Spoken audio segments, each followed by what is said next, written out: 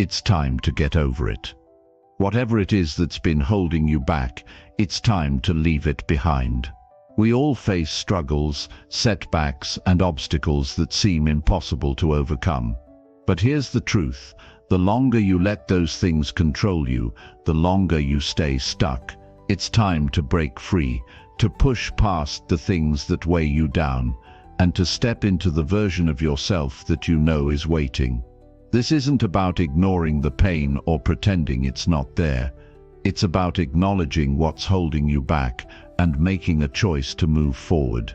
We often get so caught up in past mistakes, failures, and disappointments that we forget to look ahead.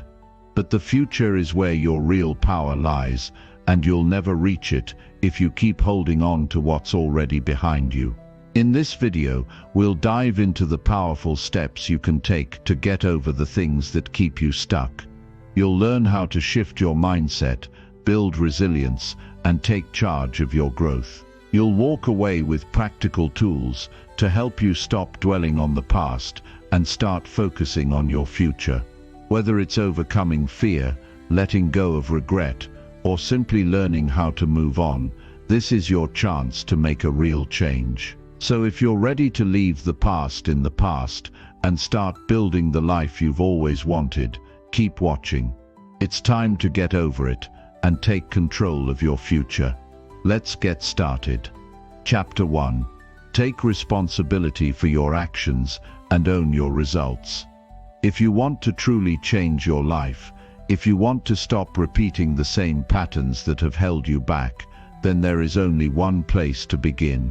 You start with yourself.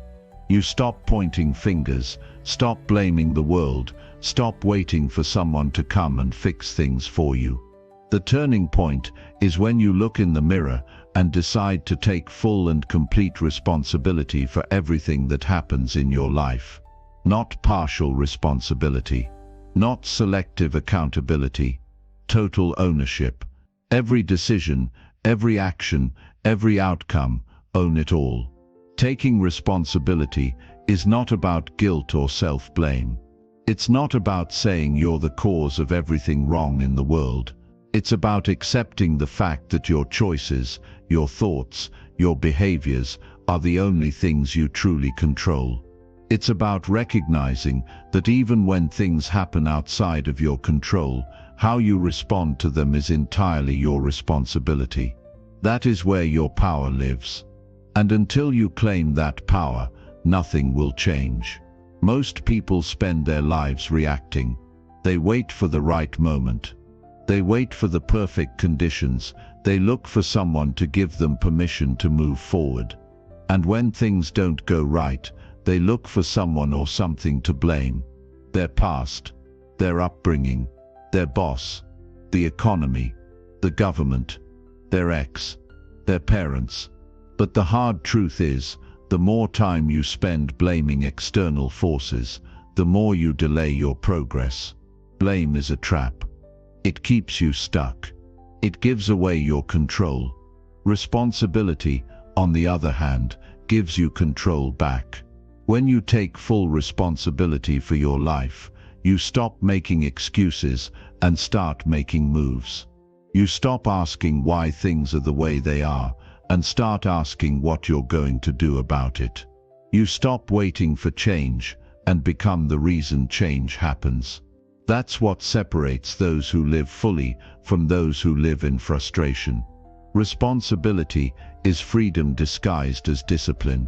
It's easy to say, "I'm doing my best," and then let yourself off the hook.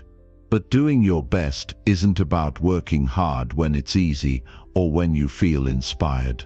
It's about showing up fully, even when you're tired, even when nobody is watching, even when everything feels like it's going against you. It's about holding yourself to a standard that doesn't bend with your emotions. And when you fall short, which you will, because you're human, it's about admitting it, learning from it, and getting back up without justifying the failure.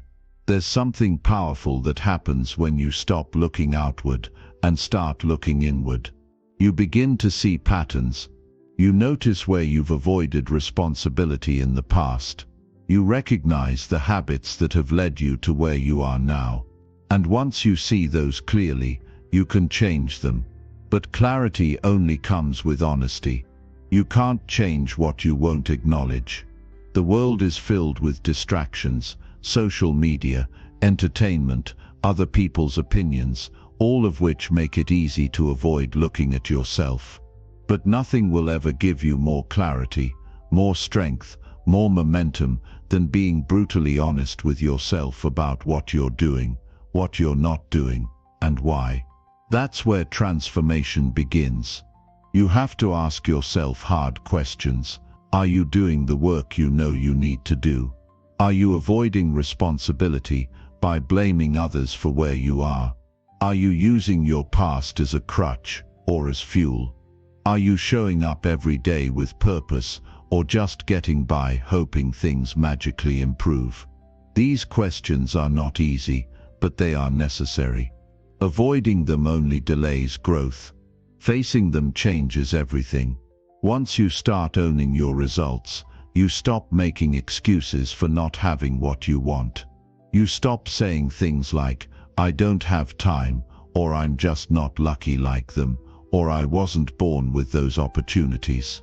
You stop seeing success as something that only happens to other people and start realizing that every step forward is earned. Success doesn't care about your excuses. It only responds to your actions. And the truth is, it's not about achieving massive results overnight. It's about making consistent progress over time. You don't become responsible in one day. You build the habit of responsibility by choosing it every single day.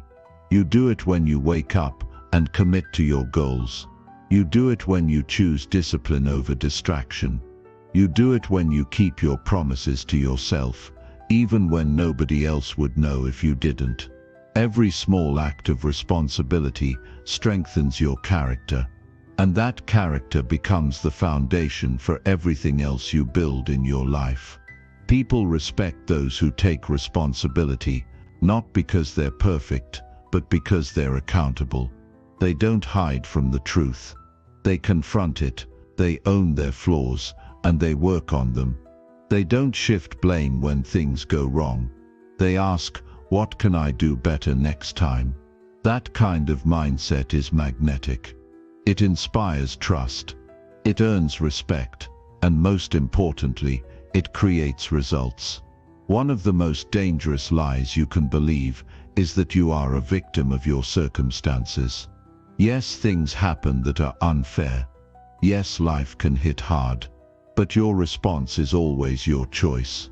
You can either let life's setbacks define you, or you can use them to refine you. Every tough moment gives you a chance to rise, but only if you're willing to take ownership of how you respond to it. Think about how often people wait for someone else to change. They wait for their partner to be more supportive, their boss to recognize their worth, their family to understand their dreams. But what if you stopped waiting? What if you became the person who didn't need external permission or validation to take the next step? What if you decided to become the one who leads, who acts, who builds, regardless of who's watching or who approves? That is what responsibility looks like in practice. It's not about never needing help. We all need support. We all need guidance. But even when you lean on others, you must still lead yourself. You must wake up every day with the mindset that no one is coming to save you. And that's not a bad thing. That's the best thing, because it means your life is in your hands. That's where it belongs. Taking responsibility also means you don't overestimate what you've done so far. Just because you've worked hard doesn't mean you've worked smart. Just because you've shown up doesn't mean you've shown up with full effort. Be honest about what's working and what isn't. Be honest about where you've fallen short. Don't protect your ego, protect your future. And when you mess up, because you will, you don't hide it. You acknowledge it. You face it. You correct it. That's what responsible people do. They don't waste time defending their mistakes. They use that time to fix them. You'll grow faster when you stop pretending you already have all the answers. Growth comes from ownership, not denial. There's real strength in saying that was my fault, and here's how I'll fix it. It shows maturity. It builds trust. Most importantly, it builds your inner strength. You become unshakable when you take full command of your life. And if you're not where you want to be right now, the answer is not to blame your past. The answer is to decide that your future will be different, and that starts with what you do next. Your life is shaped by your habits, your priorities, and your actions. Change those, and you change everything. The real shift happens when you stop seeing responsibility as a burden and start seeing it as a privilege. You get to take control of your life. You get to decide your future. You get to lead yourself. That is not a curse. That is the greatest freedom you'll ever experience.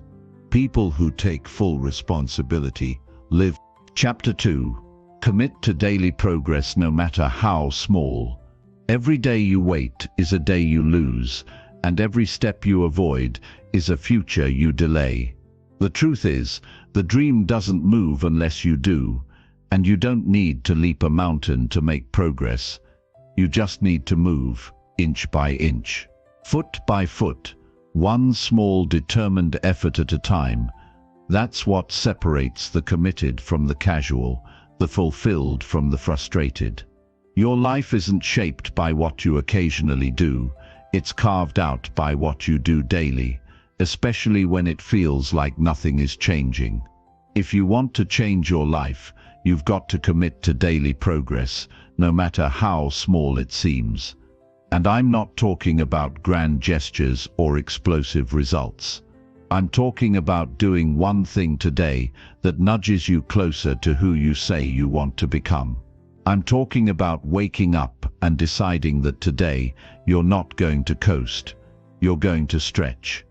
You're going to apply yourself. You're going to show up, even if nobody claps, even if nobody sees, even if it's hard, boring, or invisible. Because that's where real transformation begins.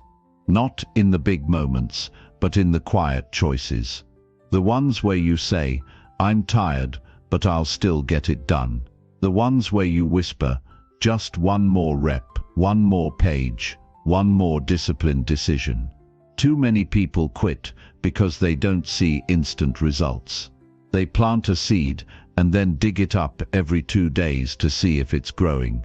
And when it doesn't bloom overnight, they walk away and declare, it didn't work. But what they don't understand is that growth is subtle. Change is quiet. Progress is invisible until it's not. It builds under the surface like pressure beneath the earth, and one day it breaks through with undeniable force. That only happens if you keep going. If you do the work even when the rewards aren't obvious yet. Daily progress means you show up even when the fire is low. You don't rely on excitement to fuel your actions. You rely on your commitment. You train yourself to stop measuring your efforts in results and start measuring them in consistency. Because when you commit to being consistent, you take control. You're no longer at the mercy of your emotions. You don't have to feel like doing it. You just do it because it's who you are now. And that identity shift, that's the real win. That's where your power lives. So many people wait for motivation. They say, I'll start when I feel ready. But that's not how it works. Motivation follows action. The energy you want will show up once you get moving. Progress is what generates confidence. Confidence doesn't just appear out of thin air. It's built, moment by moment, task by task. It's the result of proving to yourself, again and again, that you are reliable, that you're capable, that you can trust yourself to follow through. You build a new life, by showing up every single day and doing the things that matter, even when it doesn't feel like it's making a difference. Because all of those tiny actions, repeated relentlessly, compound into something massive. A few extra minutes spent reading every morning stacks into wisdom. A few extra reps each workout stacks into strength. 5 minutes of silence and reflection every night stacks into clarity. That's how giants are built. Quietly, slowly, brick by brick. You don't become powerful by chasing breakthroughs. You become powerful by refusing to quit. And when it gets hard, and it will, you remind yourself why you started. You remind yourself that it's not about how you feel today, it's about who you want to become for the rest of your life. You didn't start this journey to dabble. You didn't start to test the waters. You started because deep down, you know you're meant for more. And you'll never reach that more if you're only showing up when it's easy. If you only take action when it's fun. You grow when it's uncomfortable. You grow when it's repetitive. You grow when it feels like no one's watching and no one cares, because you're not doing it for them. You're doing it for your future self, for that version of you that's begging you not to give up. The truth is, most people don't fail because of one big mistake. They fail because they stop. They break their momentum. They choose comfort over consistency. They let their emotions dictate their actions. And before they know it, a week goes by, a month, a year, and they're still standing in the same place, wondering why nothing has changed. But that's not going to be you. You're not going to wait for life to get easier. You're going to get stronger. You're going to get more disciplined. You're going to outlast the discomfort. Because that's how you win. You win by showing up on the days you don't feel like it. Even when you feel stuck. Even when progress is slow, you keep going. Because slow progress is still progress. Every step you take matters. Every disciplined choice you make adds up. And one day, you'll look back and realize just how far you've come. Not because you made one giant leap, but because you refused to stop stepping forward. That's what commitment looks like. That's what success is built on. Not motivation, not luck, not convenience, but consistency in the face of difficulty. You have to stop underestimating the power of small wins. You have to stop dismissing the value of ordinary effort. The world will tell you that if it's not flashy, it's not worth it. But real growth happens in the shadows. Real change happens when no one's cheering. It's in the quiet reps, the unseen hours, the moments where you decide to give a little more than yesterday, even when you're tired, even when it's hard, because you know that's what separates the committed from the comfortable. It's not about being perfect. It's about being persistent. It's about showing up when the motivation is gone and making that your new standard. You build mental strength by doing what needs to be done, whether you feel like it or not. You don't get stronger by skipping the hard days. You get stronger by pushing through them. That's the difference between someone who talks about change and someone who lives it. Talk is cheap. Action is the real flex. So if you want to build a future that excites you, start acting like it today. Don't wait for the stars to align. Don't wait for the perfect plan. Just pick something, one small thing, and do it. Today, and then do it again tomorrow. And again the next day. That's how momentum is created. That's how momentum becomes a lifestyle. You become someone who gets things done. Someone who moves forward. Someone who makes progress every single day. No matter what. Stop chasing perfection. Start chasing growth. Stop trying to impress people. Start trying to impress yourself. Start by becoming someone you're proud of. Someone you respect. And that pride doesn't come from outcomes. It comes from effort. From knowing you did what you said you would do. that you honored your commitment even when it was inconvenient. That's self-respect. That's discipline. That's how you build confidence that doesn't shake every time life gets hard. If you're serious about your goals, then act like it. Show up like it. Live like it. Cut the distractions. Cut the noise. Cut the excuses. Your time is too valuable to waste on waiting. Every second you hesitate is a second you could be building something great. Every excuse you make is stealing your future from you. So instead of complaining, work. Instead of overthinking, act. Instead of doubting, decide. Decide to move. Decide to grow. Decide to stay consistent, no matter what. The people who change their lives aren't the ones who get lucky. They're the ones who stay in the game, who refuse to be average, who choose effort over ease, who get up every day and say, I will not waste this day, because they understand that progress is earned, not given. Success doesn't happen by chance, it happens by choice. And that choice has to be made every single day. So today, make the choice to move forward, to do something that brings you closer to your goals, no matter how small it is, no matter how tired you are. Make the call, send the email, read the page, do the workout, wake up earlier, think sharper, move with purpose. And when the day ends, don't ask yourself if it was perfect. Ask yourself if it was progress. That's the standard. That's how you rise. That's how you prove to yourself over and over again that you are not someone who quits. You are not someone who makes promises and breaks them. You are someone who shows up, who builds, who becomes, because if you want a different life, it starts with a different day. This day, not tomorrow, not next week. This one, right now. You don't have to overhaul your entire life in 24 hours. You just have to do one thing better than yesterday. And if you do that every single day, the life you're chasing won't be a fantasy anymore. It'll be your reality.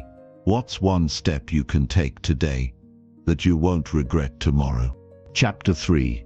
Push beyond your comfort zone to unlock growth. You will never know what you're truly capable of until you go where it's uncomfortable, unfamiliar, and uncertain, because real growth lives just outside your comfort zone. If you stay where it's easy, you stay the same. But if you want to evolve, transform, and rise, you've got to start doing the things that scare you, stretch you, and challenge the identity you've been clinging to for too long. Nothing great is born from convenience. The person you want to become is waiting on the other side of resistance, and you'll never meet them if you keep choosing comfort over courage. You have to be willing to get uncomfortable on purpose. Growth is never going to knock on your door and politely invite itself in. It's going to dare you to move. It's going to test your willingness to be seen struggling. It's going to ask you to show up and fail, to be awkward, to be slow, to be uncertain, and still keep showing up. This is where most people back off. They dip a toe into discomfort and panic. But the ones who win, they dive straight in. They get addicted to discomfort because they've learned that pressure creates strength and challenge reveals character.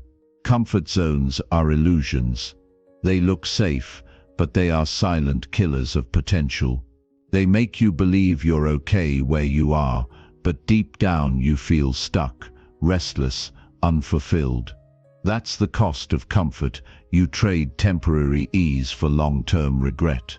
You play small, not because you can't go bigger, but because you don't want to risk failing in public. You don't want to look foolish, be misunderstood, or start something you're not already good at. But let me tell you the truth. Everyone starts clumsy. Everyone starts unsure, and the ones who grow are the ones who are willing to look like a beginner until they become something great. You've got to stop waiting for fear to disappear before you move. Fear doesn't leave you alone just because you want it to. It fades when you walk through it. It weakens when you act despite it. You can't think your way out of fear. You have to do your way through it. Every time you step forward when your mind screams to retreat, you break another chain.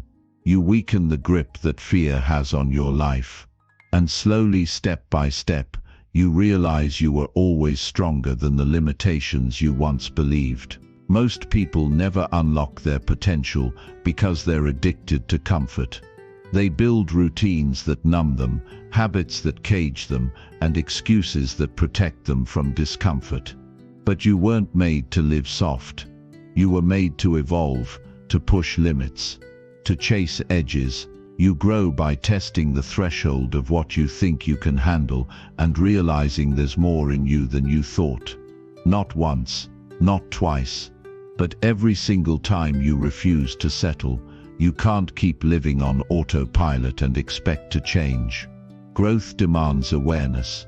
It demands you wake up to the areas of your life where you're playing it safe and make the bold decision to disrupt your own patterns. Start that conversation you've been avoiding. Tackle the task that intimidates you. Set a goal that actually scares you. Not the easy goals, not the ones you already know how to hit. The ones that require new levels of you. The ones that demand you become someone better just to achieve them. That's where your transformation begins. Discomfort is a teacher. It exposes what you need to work on. It highlights your weaknesses. It challenges your self-image. And in doing so, it offers you the opportunity to level up, but only if you lean into it. Only if you stop running from the things that make you nervous and start using them to sharpen your focus. Every uncomfortable moment is a mirror. It reflects back whether you're serious or just pretending. And when you face it head on, you grow, not just in skill but in identity. You cannot expand your life while shrinking your actions. That's the trap most fall into. They want more, but they're not willing to do more. They want change, but they avoid challenge. They want growth, but they resist the very pressure that forces them to evolve. That's not how this works.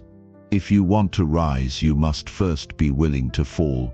If you want strength, you must first endure resistance. If you want mastery, you must first be willing to be a mess. Your comfort zone is not your friend. It's a seductive prison, and the longer you stay in it, the more it convinces you that progress is dangerous. That risk is reckless. That discomfort is something to be avoided. But you weren't born to play it safe. You weren't put here to spend your life avoiding fear. You were made to break limits, to challenge yourself, to shatter ceilings you once thought were permanent. That doesn't happen by hoping. It happens by doing what's hard on purpose. So start today. Do the thing that makes you hesitate. Have the hard conversation. Sign up for the thing you're not sure you're ready for. Speak when you usually stay silent. Act when you normally overthink. Move when fear tells you to freeze. Push yourself into the fire. And watch who you become when you stop waiting for comfort and start demanding growth. You don't have to overhaul your whole life at once. You just need to stretch a little more than yesterday. Choose one area of your life where you've been playing it safe and take one uncomfortable action in that area every single day. Let that be your practice. Let that be your edge. Don't focus on perfection, focus on effort. Focus on presence.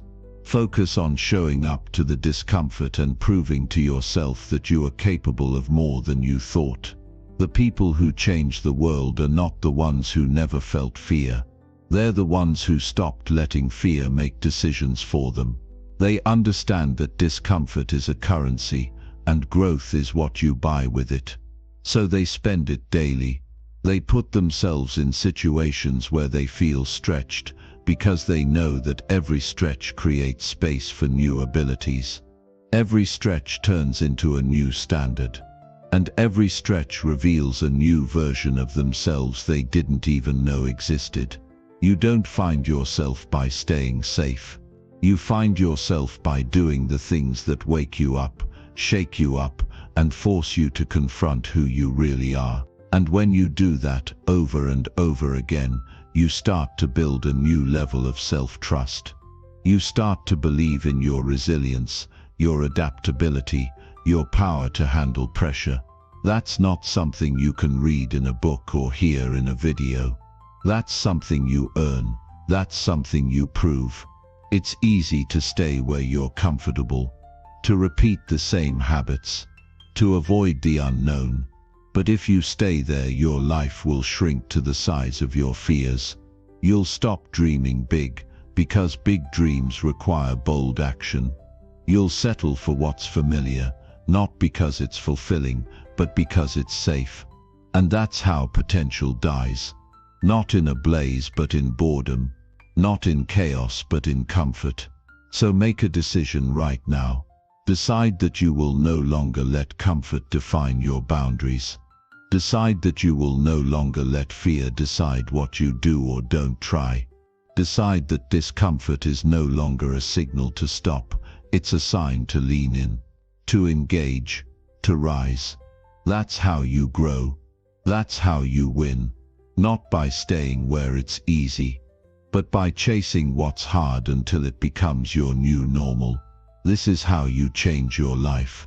Not by waiting for the perfect conditions, but by stepping into the fire with full commitment. Not by hoping it gets easier, but by becoming someone who gets stronger. Every moment of resistance you lean into is a moment of power reclaimed. Every day you choose discomfort is a day you become someone new, someone better, someone unstoppable. If you want something different, do something different. Let discomfort be your guide. Let challenge be your compass. Let the uncomfortable become the new standard for your daily life. That's how you stretch. That's how you rise. That's how you finally step into the version of yourself that's been waiting beyond the walls of your comfort zone. The only question left is, will you? Chapter 4. Eliminate distractions and focus on what truly matters. Every day you let distractions run your life. You give away pieces of your potential without even realizing it. And if you don't take control now, they will bury your purpose under noise, clutter, and meaningless motion. This is the war most people are losing, not because they lack ambition, but because they've never learned to defend their attention like it's their most valuable asset, because it is. Your time doesn't disappear randomly. It's stolen, bit by bit, by the things you tolerate. And if you don't become ruthless about protecting your focus, you'll keep getting pulled in 100 directions that lead nowhere. Look around. Every ping, every scroll, every unnecessary conversation, every impulsive check of your phone is costing you something. Every time you switch from what matters to something that doesn't, you dilute your progress. You fracture your momentum. You convince your mind that anything urgent must be important, when in truth, most of what's begging for your attention is completely meaningless. If you want to achieve anything extraordinary, your ability to eliminate the unnecessary becomes more important than your ability to work hard. You don't need to do more. You need to do less, better. You have to decide what matters most, and then build a life around that, not around what the world throws at you. Because if you don't make your priorities clear, the world will do it for you, and they will never prioritize your growth, your peace, or your vision. You don't owe your time to every distraction that shows up. You don't have to respond to everything that tries to steal your focus. You have the right to choose deep work over shallow engagement, progress over entertainment, clarity over chaos. But it takes discipline. It takes self-awareness. It takes the willingness to say no to the things that feel urgent but lead you nowhere. It's not that people don't have time, it's that they've surrendered it. They've given it to their phones, to mindless scrolling, to gossip, to mental clutter, to reacting instead of creating. If you want your life to move in a direction that inspires you, you have to start by reclaiming your attention from the things that drain it. That means you stop chasing every notification like it's life or death. You stop multitasking like it's a badge of honor. You stop pretending that constant motion is the same as meaningful progress. It's not. Focused work changes your life. Busy work just distracts you from it. When you truly understand the cost of distraction, you'll stop flirting with it. You'll stop letting it sit next to you. You'll stop justifying it as harmless. Because it's not. Every time you get pulled away from your priorities, you break your own rhythm. And when you break your rhythm too many times, you stop trusting yourself to follow through. That's how momentum dies. Not in a crash, but in little slips you allow every day. This is where real power comes from. The ability to concentrate your energy on what matters without letting the noise in. That doesn't happen automatically. You have to build systems around your focus. You have to make it difficult to get distracted. You have to turn your environment into an ally, not an enemy. Because if your space is full of triggers, your time will always be fragmented. Set clear boundaries. Turn off the alerts. Cut the clutter. Create a space where depth becomes the default, not the exception. You don't need another tool. You need a decision. You need to decide that your mission matters more than the impulses that show up in your mind. That your time matters more than the trivial things competing for it. That your future deserves your full presence, not a distracted version of you constantly pulled into noise. Until you make that decision, you will live in a constant state of reaction. You will wake up tired and go to sleep unsatisfied, wondering why nothing is moving, because your focus was never fully invested in one direction long enough to see results. And don't lie to yourself by calling it balance when it's really just distraction in disguise.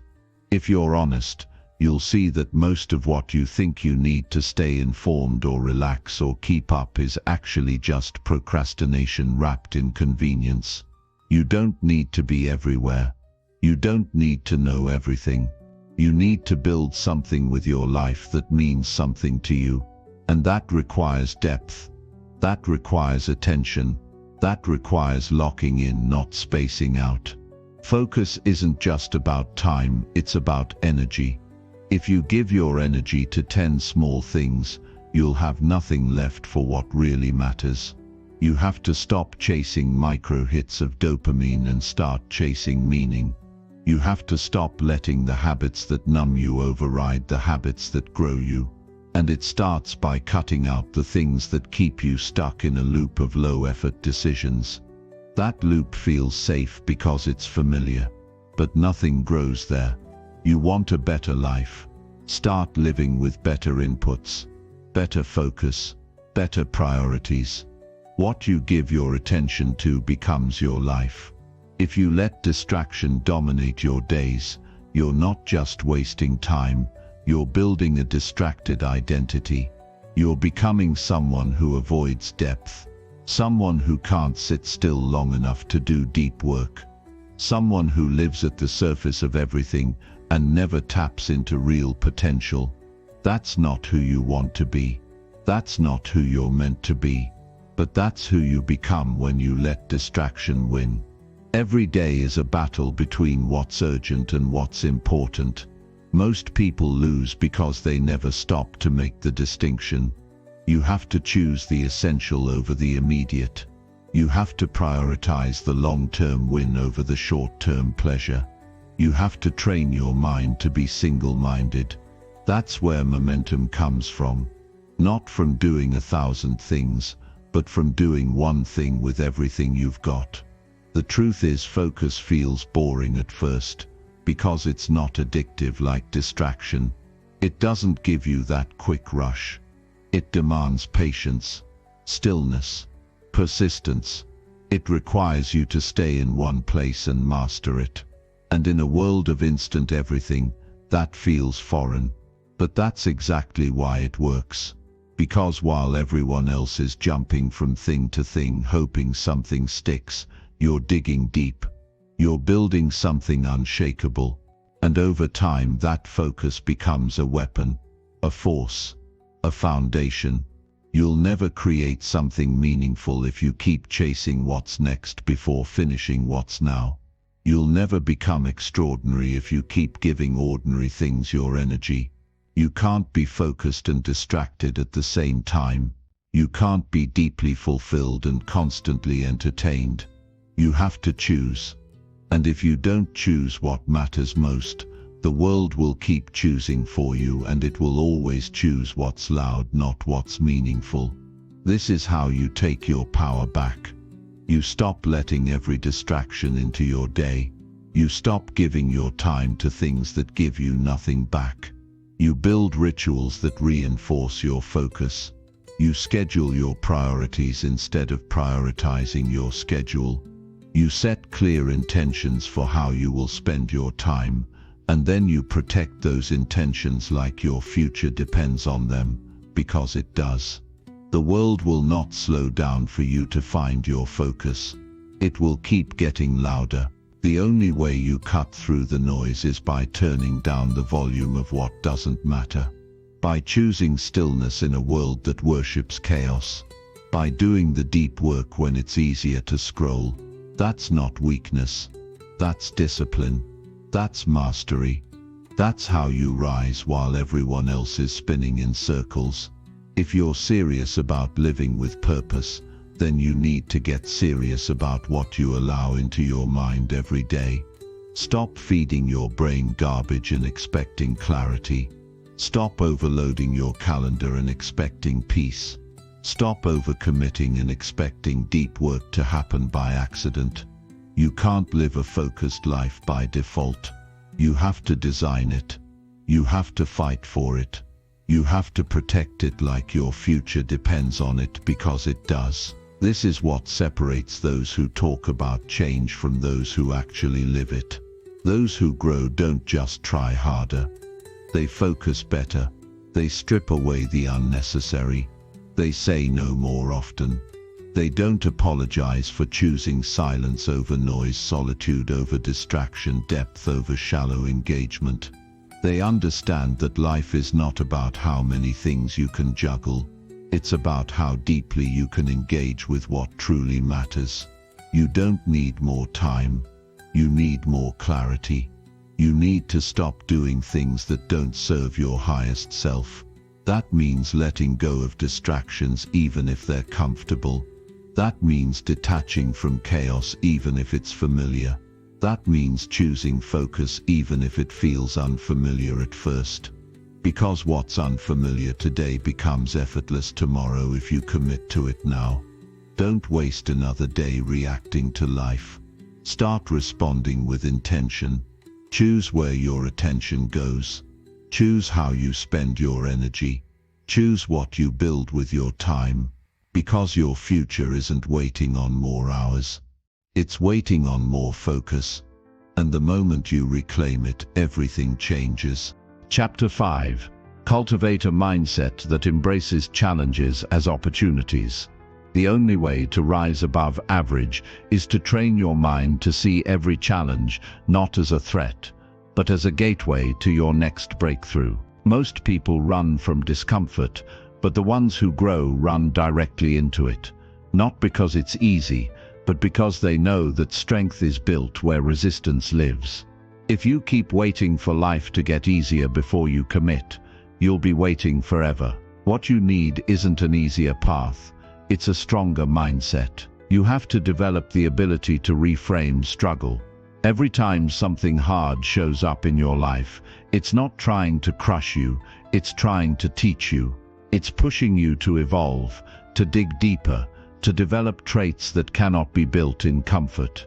If you avoid the pain, you avoid the lesson, And if you avoid the lesson, you stay stuck at the same level of life, repeating the same cycles, blaming circumstances instead of transforming through them. That's not growth. That's survival. You were made for more than just getting by.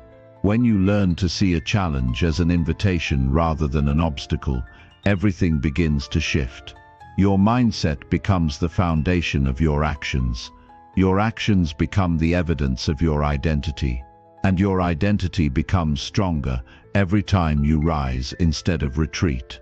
But it starts with your interpretation. If you view difficulty as the enemy, you'll hide from it. But if you see it as a training ground, you'll lean into it. And that decision is what separates those who evolve from those who complain. Too many people are waiting for motivation when what they need is courage. Courage to face what they've been avoiding. Courage to walk into uncomfortable situations and figure things out. Courage to try, to fail, to learn, and to keep going. That kind of mindset is forged through pressure, not comfort. You don't become resilient by avoiding hard things. You become resilient by going through them, learning from them, and realizing you're more capable than you thought. Your perspective shapes your reality. When you believe that challenges are meant to build you, not break you, you no longer fear them. You meet them with a different energy. You show up not as a victim, but as a student. You stop asking, "Why is this happening to me?" And you start asking, "What is this teaching me?" That single shift changes how you move. It shifts your emotions from fear to curiosity. It changes your posture from avoidance to engagement. It transforms struggle from a dead end into a doorway. You won't grow by staying comfortable. Every person who has ever built anything worth remembering did so by pushing through doubt, fatigue, setbacks, and failure. And they didn't do it because they had it all figured out. They did it because they decided they weren't going to let adversity define them. They used it. They turned it into fire. They turned pressure into performance. You can do the same, but only if you stop seeing difficulty as a reason to quit and start seeing it as a reason to rise. Most people shrink when challenged. They lower their expectations, adjust their dreams, make excuses. They think that life is unfair, that other people have it easier, that they aren't built for greatness. But the truth is, they've just never learned how to endure discomfort. And if you don't train yourself to handle stress, pressure, rejection, and setbacks, you'll always stay trapped by them. You'll always break at the same point, and you'll never know how far you could have gone if you had just kept going. Challenges are opportunities wearing a disguise. They don't show up with a label. They show up with tension, with resistance, with uncertainty. But buried inside every hard moment is a lesson that can move you forward, if you're willing to extract it. That's the mindset you need to build, a mind that sees value in difficulty. A mind that doesn't panic when things don't go as planned. A mind that doesn't collapse under pressure, but steps up and adapts. You have to remind yourself every day. Easy is a trap. The more you chase ease, the weaker you become. The more you chase growth, the stronger you get. It's not about punishing yourself. It's about preparing yourself, because life will test you whether you're ready or not. Life doesn't care if you're tired, afraid, or uncertain. But if you've trained your mind to turn challenge into opportunity, you'll keep moving when others freeze. You'll keep building when others break. You'll keep believing when others quit. Growth never happens by accident. It's intentional. It's built in moments when your emotions want to give up, but your mind says keep going.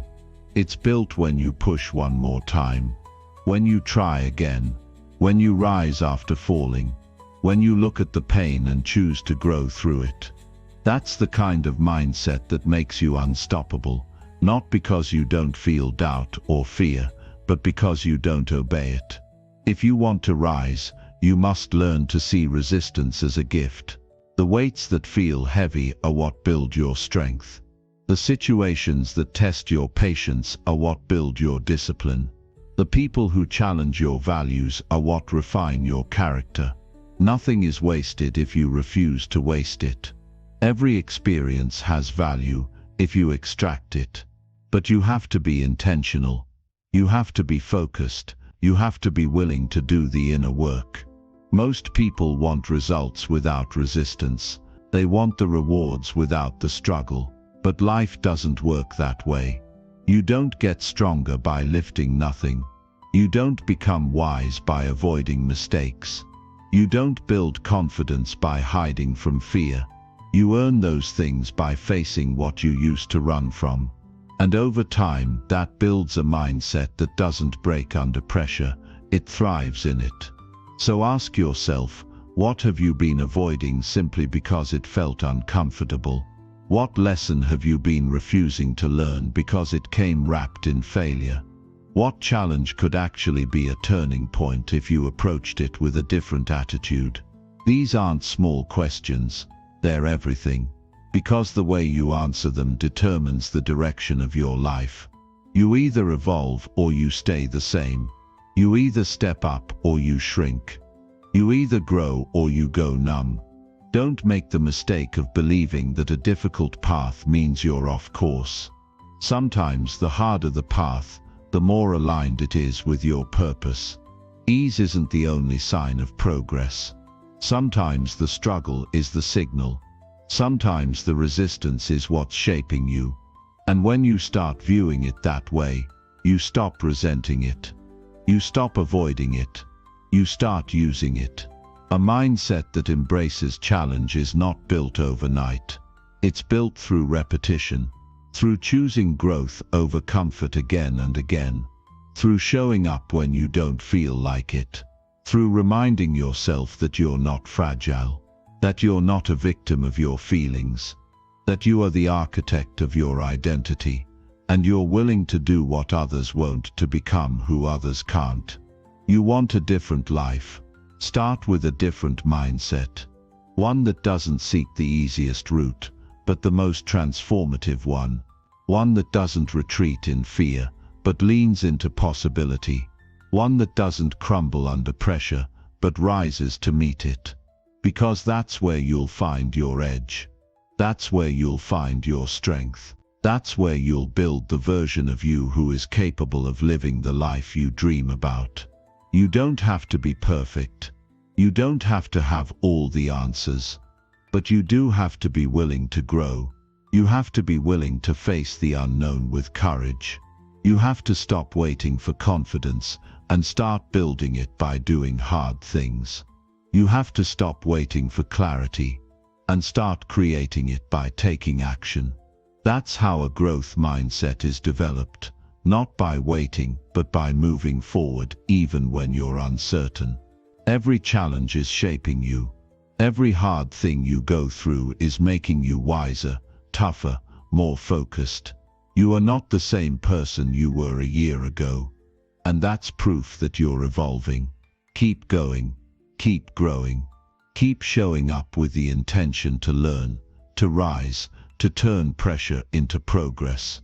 Because once you've trained your mind to embrace difficulty, there's nothing that can stop you, not even failure, not even fear, not even the unknown.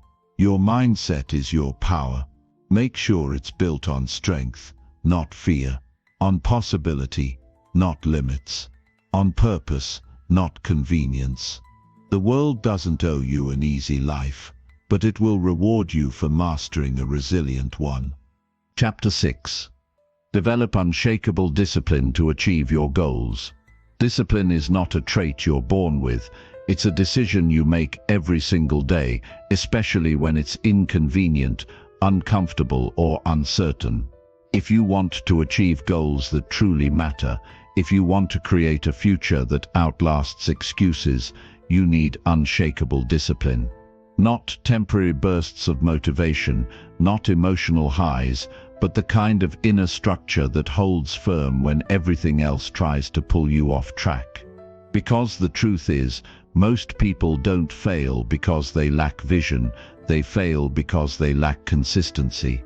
They fall in love with the idea of success, but they never train themselves to stay the course long enough to earn it. Discipline is what gets you out of bed when your body wants to sleep. Discipline is what makes you say no when distractions beg for your attention. Discipline is what keeps you building in silence, trusting the process, and doing the work when no one's watching. It's not flashy. It's not always fun. But it is the difference between staying stuck and stepping into your potential. Without it, you'll always be starting over. With it, you become unstoppable. You have to understand, your goals don't care how you feel. Your purpose doesn't wait for perfect conditions. And your future self is depending on the choices you make today. If you keep choosing what's easy, you'll keep building a life full of regrets. But if you start choosing what's right, even when it's hard, you'll create momentum that nothing can break. That's what discipline does. It builds a foundation that holds up under pressure. It keeps you focused when distractions multiply. It keeps you moving forward when motivation fades. Don't wait for the mood to strike. Train yourself to move regardless of mood. Because emotions are temporary, but your habits shape your identity. Every time you follow through on what you said you'd do, even when it's tough, you're rewriting who you believe you are. You're proving to yourself that you can be trusted, that your word means something, that you don't just talk about goals, you act on them. And over time, that's what builds real confidence. Not fake hype, not shallow positivity, but evidence. Evidence that you are someone who follows through. The problem is, most people live based on how they feel, not on what they're committed to. And that's why their progress is inconsistent. That's why their life feels stuck. They keep looking for motivation when what they need is structure. They keep chasing inspiration instead of creating a system. But discipline doesn't depend on your feelings. Discipline says, I will do it because it must be done. Discipline doesn't make excuses. It doesn't beg for validation. It doesn't stop when things get inconvenient. It shows up anyway. You want to change your life. You want to become a version of yourself that commands respect and achieves big things. Then you have to stop being casual with your time. Stop being casual with your habits. Stop letting comfort dictate your direction. That means showing up even when you're tired. That means doing the work without applause. That means sacrificing short-term pleasure for long-term freedom. And it's not supposed to feel easy. It's supposed to challenge you. That's the point. Discipline isn't about punishment. It's about preparation. It's about aligning your daily actions with your highest priorities. You're going to have moments when your mind says, take it easy. You're going to face distractions that feel harmless but cost you progress. You're going to deal with frustration, boredom, setbacks, and uncertainty. That's normal. That's human. But your response matters more than your emotion. Discipline teaches you how to override the noise. It gives you the power to choose action over comfort. And that's where transformation begins. Build systems that remove the guesswork. Plan your days so your actions align with your goals. Eliminate the small habits that drain your energy and replace them with routines that build momentum. Wake up earlier. Cut distractions. Set boundaries. Protect your time. Because without structure, chaos wins. And in chaos, growth dies. You need clarity about what matters, and the courage to follow through. Discipline creates that clarity. It simplifies your choices. It makes it easier to say no to what doesn't matter, because you're locked in on what does. And don't confuse discipline with perfection. You don't need to be flawless. You need to be consistent. You're going to mess up sometimes. You'll miss a workout. You'll eat the wrong thing. You'll skip a task. That's not failure. That's feedback. The goal isn't to never fall. The goal is to get back up faster every time you do. Discipline doesn't mean you never feel weak. It means you never stay weak. It means you recover quickly, refocus and recommit. Every time you honor your commitment, your willpower grows stronger. Every time you resist the urge to procrastinate, your mind becomes more focused. Every time you complete a hard task you didn't want to do, you build the internal grit that success demands. These moments may feel small, but they are everything, because that's how discipline is built, in the unseen, in the daily grind, in the quiet moments where no one is watching but your future is listening. You don't need to wait for a new year or a big life event to change. You just need to decide. Decide that your future is worth more than your comfort. Decide that your dreams are more important than your excuses. Decide that today matters. Because it does. What you do today becomes who you are tomorrow. And if you treat your daily actions like they're optional, your potential will always remain theoretical. Start thinking long-term. Start acting like your future is watching everything you do, because it is. You can either make choices that move you closer to your vision, or ones that push you further from it. There is no neutral. Every decision compounds. Every moment counts. And every excuse has a cost. If you knew the price you were paying for your distractions, you'd never indulge in them again. If you saw how far a little discipline could take you, you'd never let it go. It's not about intensity, it's about longevity. Anyone can be disciplined for a day or a week. But the people who win are the ones who can do it for months, for years, for decades. They don't rely on hype. They rely on systems. They rely on identity. They've trained their mind to show up regardless of how they feel.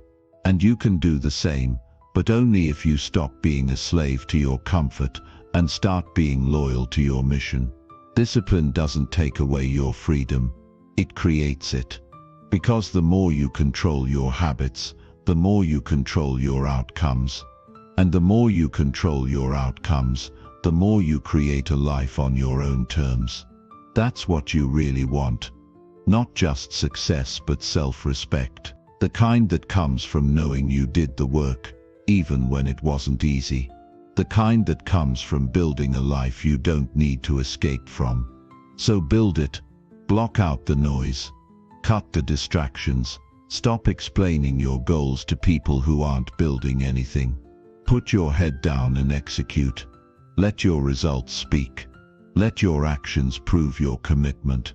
Because when you have discipline, you don't need to announce anything. Your life becomes the announcement. Your consistency becomes the proof. Your growth becomes the evidence. Every goal you want requires a price. Discipline is that price. And it's worth it. It's worth every early morning. It's worth every delayed gratification. It's worth every moment of doubt you push through. Because the future you're building is stronger, wiser, and more fulfilled than the one comfort can ever give you. But you'll never know that version of yourself unless you're willing to endure the process of becoming them. So don't wait. Don't negotiate. Don't wish for it to get easier. Train yourself to get stronger. Do what you said you'd do. Show up when it's hard. Build systems that protect your time. Build habits that support your goals. Create a standard you refuse to fall below. And most importantly, never forget this truth. Your discipline is your freedom. Your daily choices are shaping your destiny. Your consistency is creating your legacy. Make sure it's one you're proud of. Chapter 7. Set clear and specific goals to guide your actions. Clarity is power, and until you define exactly what you want, you'll continue to drift through life, reacting to circumstances instead of creating outcomes. The reason most people never reach their potential is not because they're lazy or incapable, it's because they're unclear.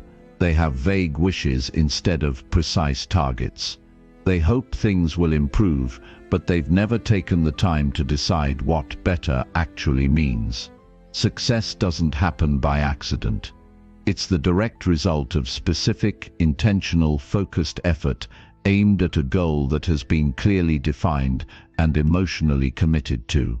If you don't know what you want, how will you know where to aim? How will you measure your progress? How will you adjust your strategy? You won't. You'll stay stuck in confusion, constantly starting and stopping, constantly switching directions, constantly doubting yourself, because there's no clear destination pulling you forward. You can't hit a target you haven't set. You can't build momentum without direction. You can't lead your life if you don't know where you're going. Setting clear and specific goals isn't just about productivity, it's about ownership. It's about declaring to yourself and the world that you are not here to wander. You are here to build. You are here to evolve. You are here to leave a mark. But you can't do that if your ambitions are blurry. You need precision. You need structure. You need a reason to say no to distractions and a standard to hold yourself to when things get difficult.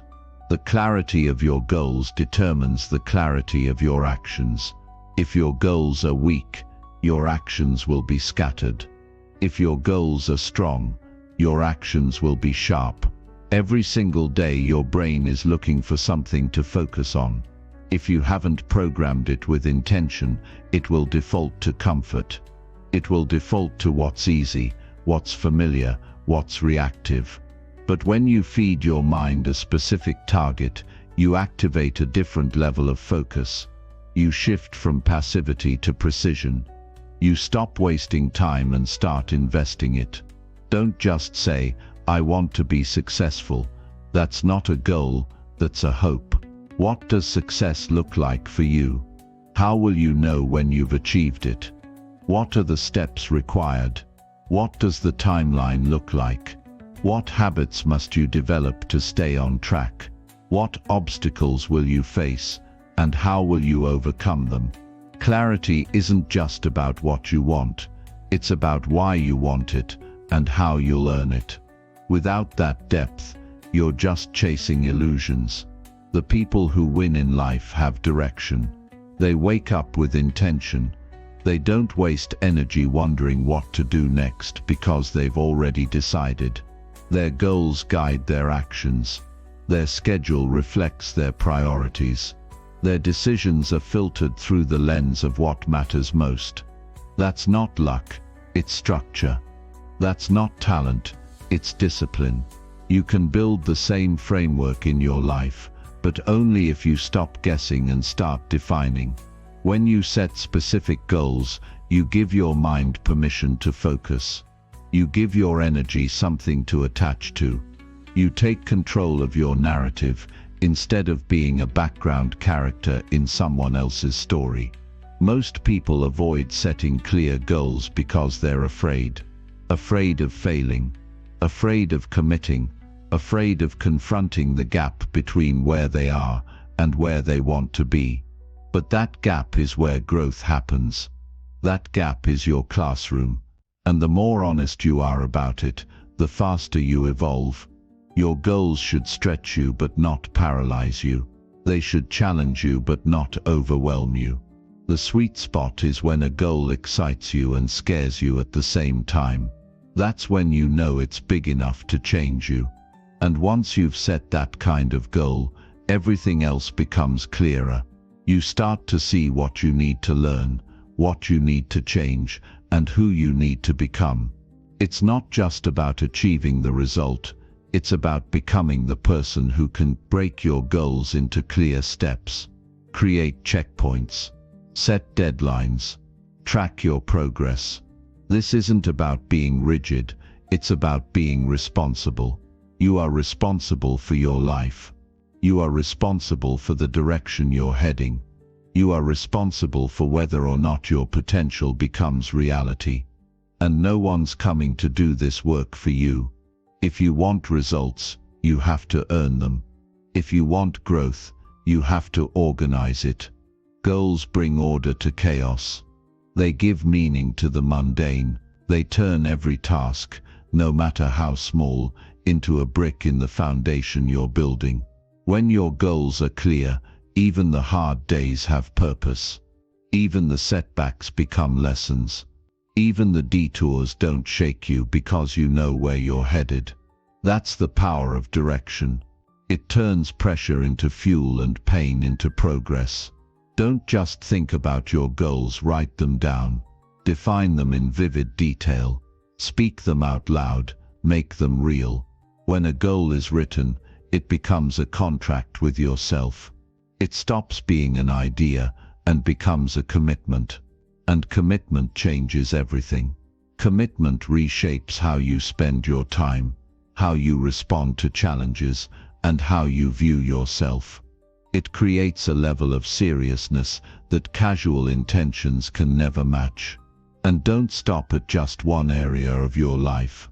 Set goals for your health, for your finances, for your mindset, for your relationships, for your skills, for your impact. Life is multidimensional, and the more areas you bring clarity to, the stronger your foundation becomes. Don't settle for progress in one category while you ignore the others. Build balance, build depth, build with intention. Be honest with yourself about what you truly want. Not what sounds impressive, not what others expect. What do you want so deeply that you're willing to struggle for it? That's the goal you need to chase. Not because it's easy, but because it matters. And when something truly matters to you, discipline becomes natural. Focus becomes easier. Resilience becomes second nature. You can't control every outcome, but you can control your effort. You can control your clarity. You can control how well you prepare. And the more specific your goal, the easier it becomes to reverse engineer the steps required to achieve it. Vague goals lead to vague actions, but specific goals lead to specific results. Start where you are. Be honest about your current reality. Then define the next level. Not 10 levels up, just the next one. Get clear on what that looks like. Define the metrics. Set a deadline. Make it measurable. Then break it down into weekly and daily targets. You don't need to see the whole staircase. You just need to take the next step with conviction. And once you take that step, the next one reveals itself. Progress compounds.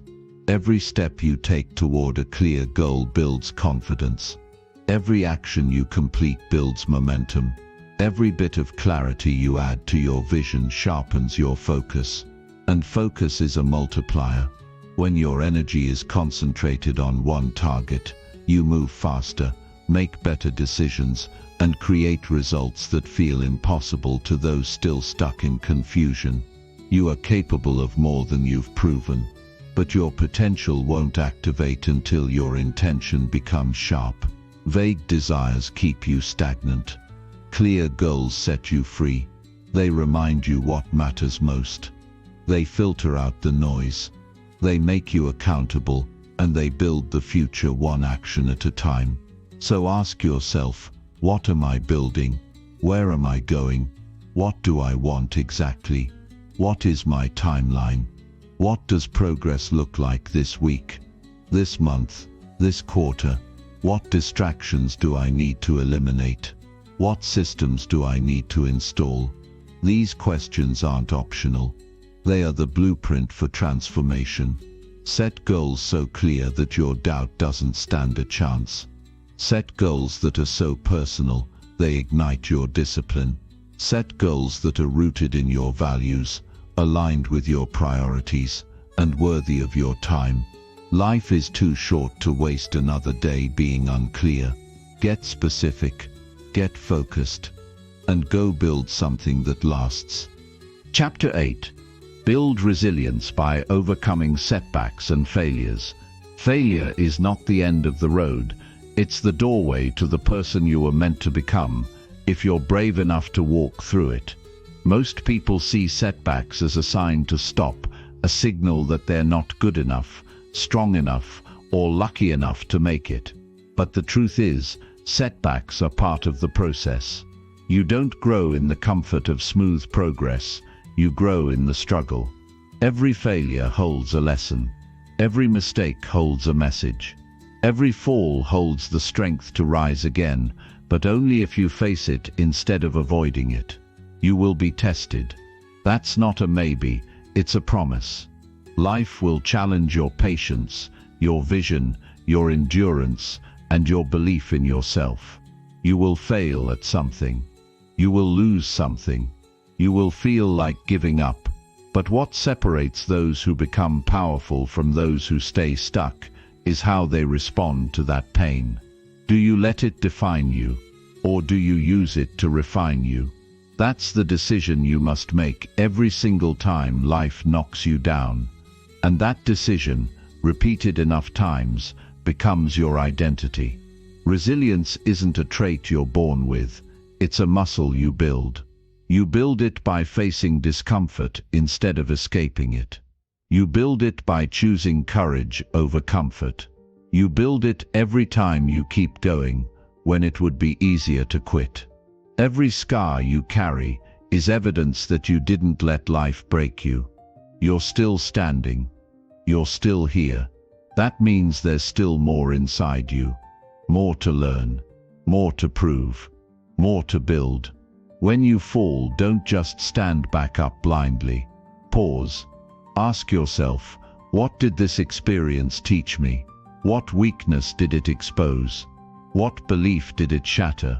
What pattern did it reveal? If you're willing to extract the lesson, every failure becomes fuel. But if you run from the lesson, you're bound to repeat the same cycle. The strongest people are not the ones who never fall. They are the ones who fall, reflect, and return with more wisdom than before. You have to understand that pain is not your enemy. Setbacks are not punishment. Failure is not failure unless you choose to quit. It's just feedback. It's life saying, you're not ready yet, but if you learn this lesson, you will be. And that's a gift, not a curse. But most people are so focused on their pride, they miss the gift entirely. They get embarrassed, they shut down, they stop trying. And that's when dreams die, not because the dream was impossible, but because the person refused to adapt. If you want to grow stronger, you have to reframe how you see adversity. You can't treat it like a problem. You have to treat it like a teacher. Every time you fall short, you're being shown where your foundation needs reinforcement. You're being shown the gap between who you are and who you need to be. And instead of feeling defeated, you should feel determined. Because now you know where to focus your energy. Now you know what to train. Now you know how to evolve. There's no straight line to success. There's no shortcut to mastery. There's no overnight transformation. It's messy. It's uncertain. It's full of moments where nothing seems to be working. But that's exactly what makes it powerful. If it were easy, everyone would have it. If it were painless, it wouldn't shape you. If it came without resistance, it wouldn't be real. Resilience is born in the fire, not in the sunshine. Think about your past. Think about the moments that hurt the most. The ones that almost broke you. The ones you didn't think you'd recover from. Now look at where you are. You survived. Maybe it still stings. Maybe it still haunts you. But you're not who you were. You're wiser. You're more aware. You're harder to shake. That's what resilience looks like. It's not about pretending to be unbreakable. It's about choosing to rebuild, stronger, every single time. You have to stop avoiding struggle. You have to stop wishing for life to be easier. Start wishing to be stronger. Start preparing for resistance. Start welcoming challenges, because they are the only way to unlock your deeper levels of power. Don't just endure setbacks. Study them. Break them down. Turn every wound into wisdom. That's how you take control of your life, even when it feels like everything is out of your control. Resilience is a choice, not a feeling. You won't always feel strong, but you can choose to act strong. You won't always feel motivated, but you can choose to move forward. You won't always feel clear, but you can choose to stay committed. And every time you make that choice, even when everything in you wants to collapse, you become more powerful than the version of you that came before. People will underestimate you. Life will surprise you. Plans will fall apart. But if you refuse to be defined by what happens to you, and instead focus on how you respond, you become unstoppable. You become someone who can handle pressure, adapt to change, and lead from experience. The setbacks no longer shrink you. They sharpen you. They strip away your illusions and expose your strength. Don't wish to avoid failure. Wish to become the kind of person who uses it, who absorbs the pain without losing their purpose, who turns losses into leverage, who turns delays into discipline, who turns setbacks into stories of triumph. You can be that person, but only if you stop hiding from the hard moments and start confronting them with purpose. You must outlast the storm. You must remind yourself that every setback is temporary, but quitting makes it permanent. You don't need to win right now. You just need to stay in the game long enough to learn what you need to win later. Don't confuse a bad day with a bad life. Don't let a hard season convince you that your future is doomed. You are in the middle of your becoming, not the end. Every failure contains a choice, to use it as fuel or to let it consume you, to get better or to get bitter, to build or to break. And if you choose growth enough times, it becomes your instinct. It becomes your rhythm. It becomes who you are. Eventually you stop fearing failure altogether, because you know that nothing can destroy you unless you let it. You become confident, not because life gets easier, but because you get more resilient. Start welcoming the struggle. Start seeing every setback as proof that you're on the path. Start taking pride in your scars. They mean you showed up. They mean you didn't run. They mean you stood in the fire and refused to back down. That's what makes you powerful. That's what makes you different. And that's what builds the kind of success that no one can take from you. You are more resilient than you've given yourself credit for. But you'll never realize it until life tests you. Until you face something that forces you to dig deeper. Until you fail and decide to get back up again. Not because it's easy, but because you refuse to let failure be the final chapter. You're not finished. You're just beginning. Use the setbacks. Let them expose your weaknesses, and then build the strength you were missing. Let them humble your ego, and then train with more focus. Let them burn away your doubts, and then show up with more belief. The comeback is always stronger than the setback, but only if you decide to rise. Only if you decide to fight again. Only if you decide to learn while others complain. You don't need perfection. You need persistence. You don't need comfort. You need character. You don't need everything to go right. You need to get stronger when it goes wrong. That's resilience. That's the trait that builds champions. That's the fire you must feed daily. So when the failures hit, and they will, don't freeze. Don't retreat. Don't let it define you. Let it drive you. Let it shape you into someone who can handle more. Who expects resistance, but doesn't back down. Who feels pain but still moves forward. That's who you are becoming. That's who you were meant to be. And once you realize that, no setback will ever be enough to stop you. Chapter 9. Practice gratitude to shift your perspective on life. You will never feel truly rich until you learn to appreciate what you already have. Most people walk through life focused on everything that's missing, what they don't own, what hasn't happened, what went wrong. That perspective quietly poisons their mindset. It makes life feel like a burden. It turns ordinary blessings into expectations, and extraordinary moments into forgotten ones. But the moment you shift your lens, the moment you train your mind to notice what's good instead of what's lacking, everything begins to change. Your energy lifts, your stress softens, your clarity sharpens, and what once felt like a struggle starts to feel like an opportunity.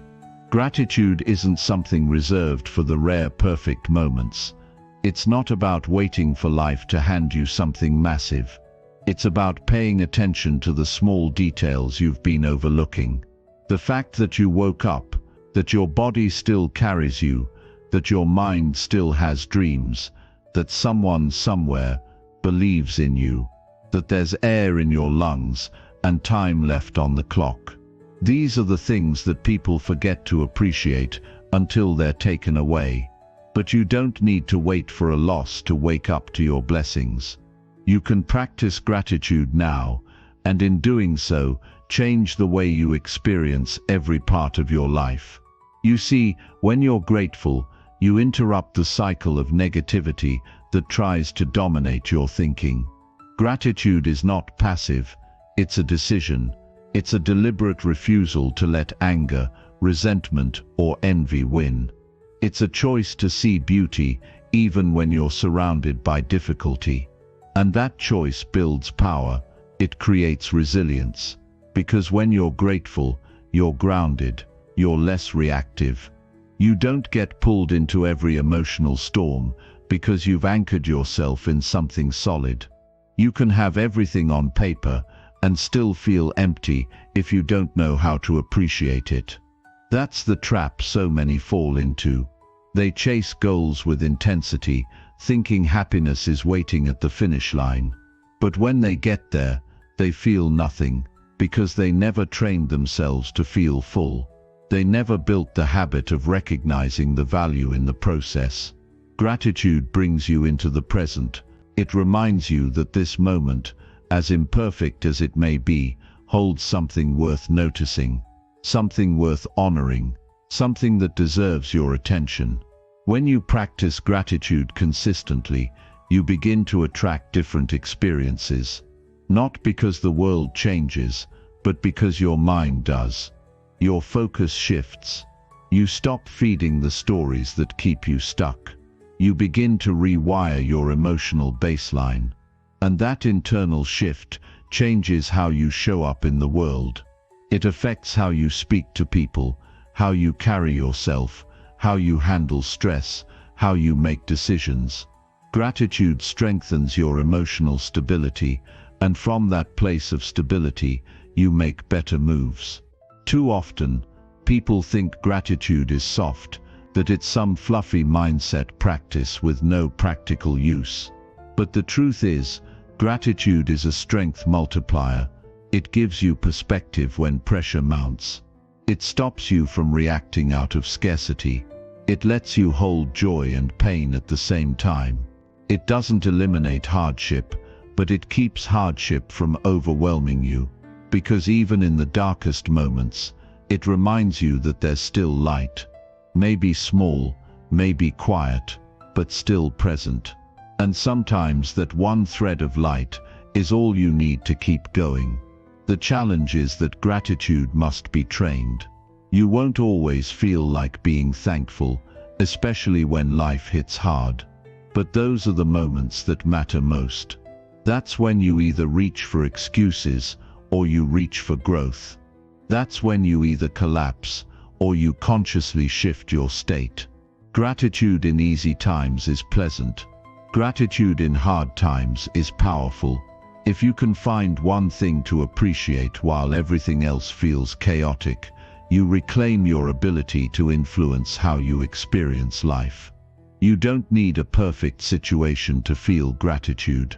You need awareness. You need to pause and ask what's still working. What have I been overlooking? Who's shown me kindness that I haven't acknowledged? What part of my journey am I proud of, even if I'm not where I want to be? These questions are not just feel-good exercises. They train your mind to operate differently.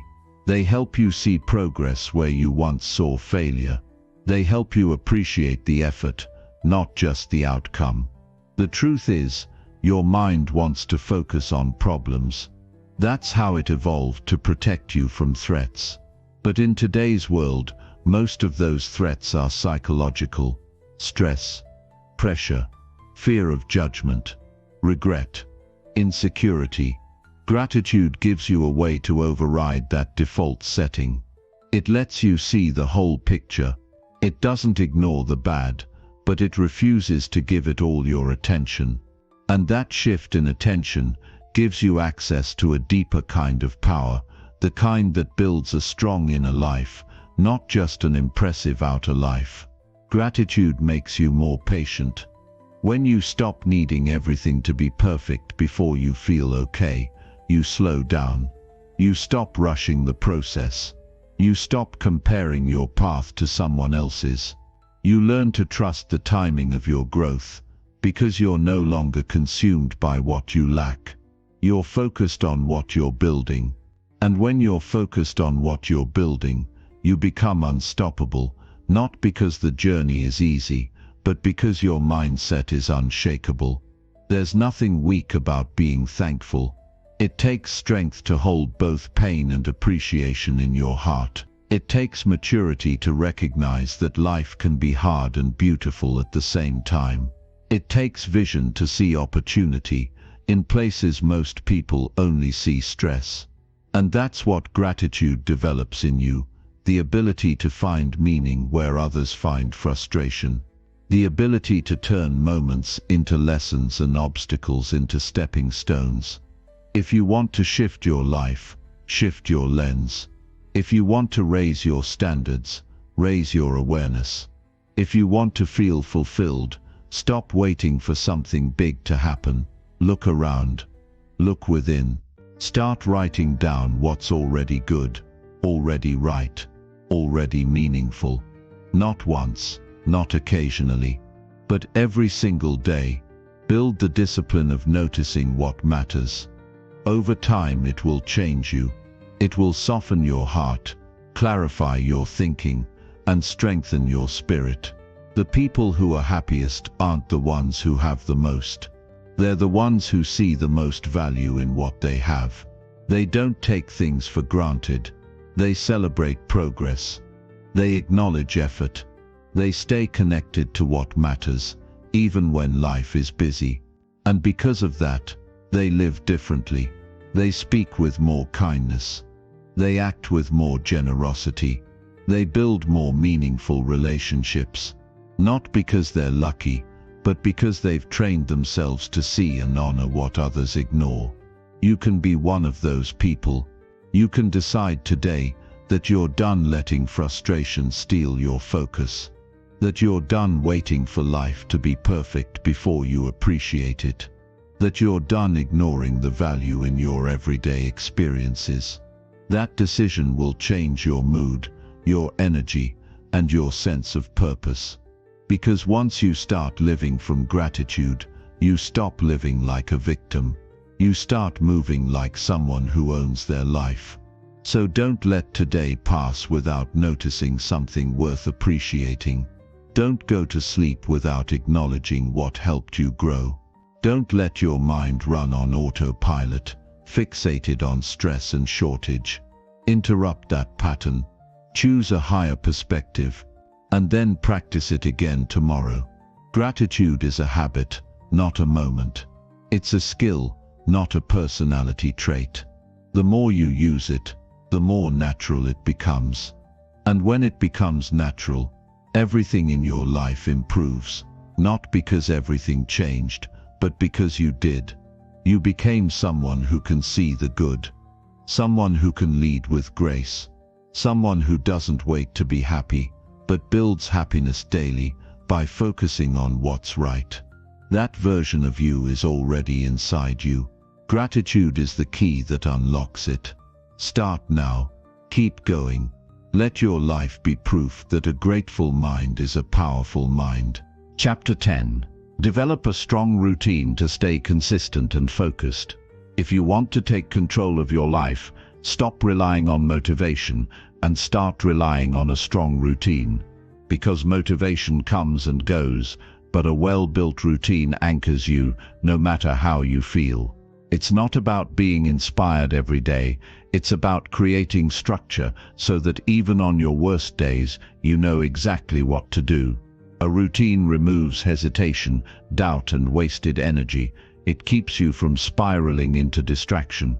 It gives your days direction. Without it, your mind gets pulled into whatever feels urgent instead of what's actually important. But when you build a powerful routine and follow it with discipline, you create momentum that keeps you moving forward even when everything else wants to pull you back. Most people wake up and have no plan. They respond to whatever hits them first.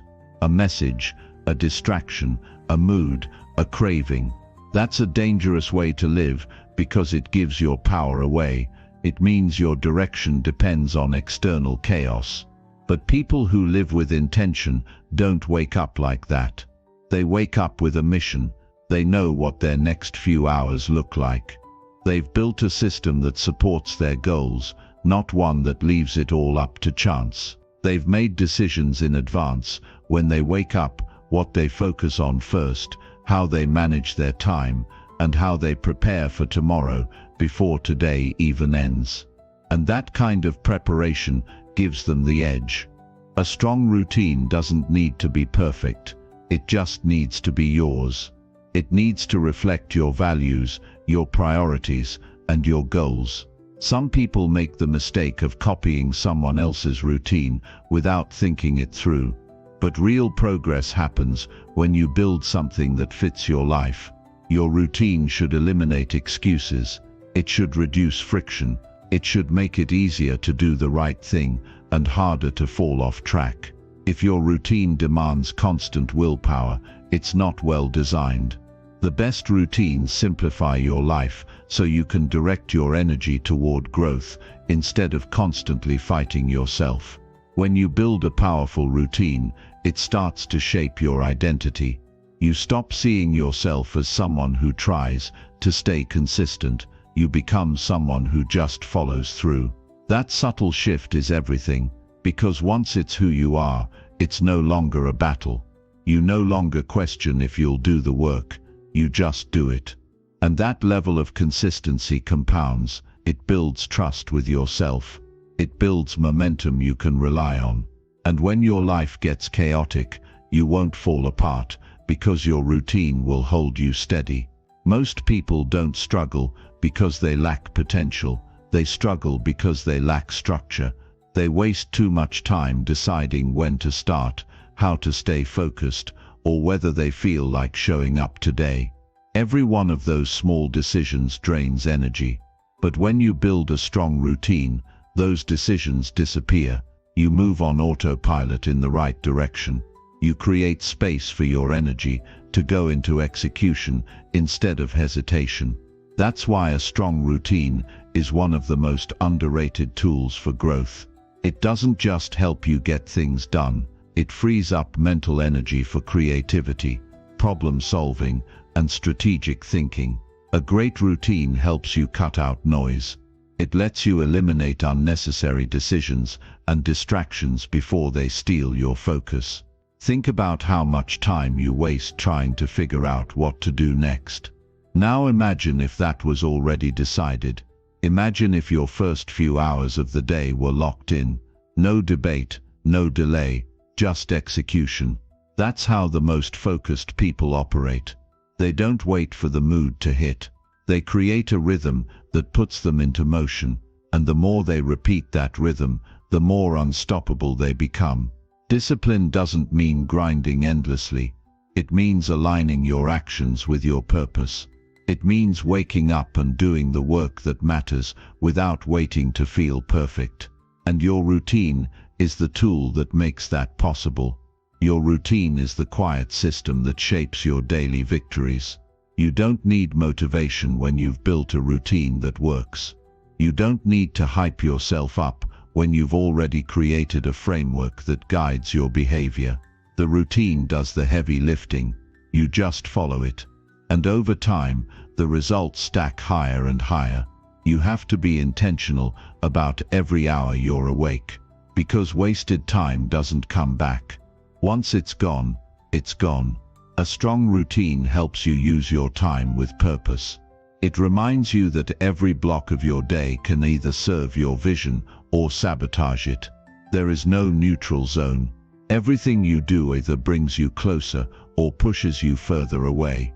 And if you want to win in life, you can't afford to keep making decisions based on what feels easy. You need a structure that keeps you moving, even when the easy thing would be to stop. The more consistent your routine, the less stress you carry. You're not waking up in chaos. You're not reacting to your emotions. You're not scrambling to catch up. You're grounded. You're centered. You're in control. That control is what gives you peace. That control is what allows you to move through your day with confidence, because you know that you're doing what needs to be done. You're not behind.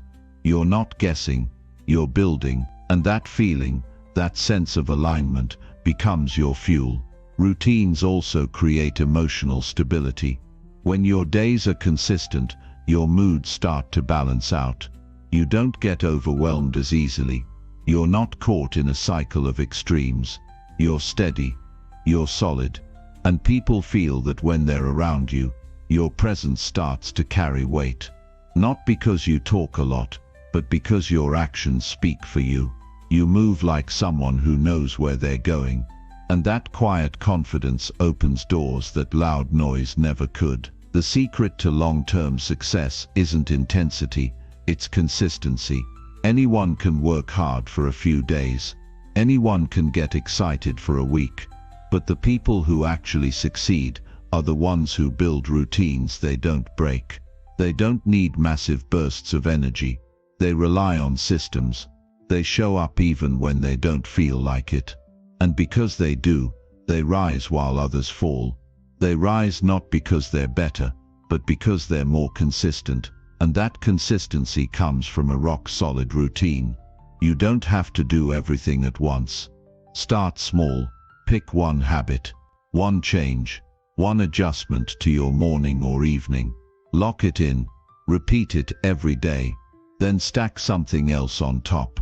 Layer by layer, you'll build a routine that protects your focus and multiplies your output. And once you feel the benefits, once you experience the clarity and momentum, it becomes addicting. You'll wonder how you ever operated without it.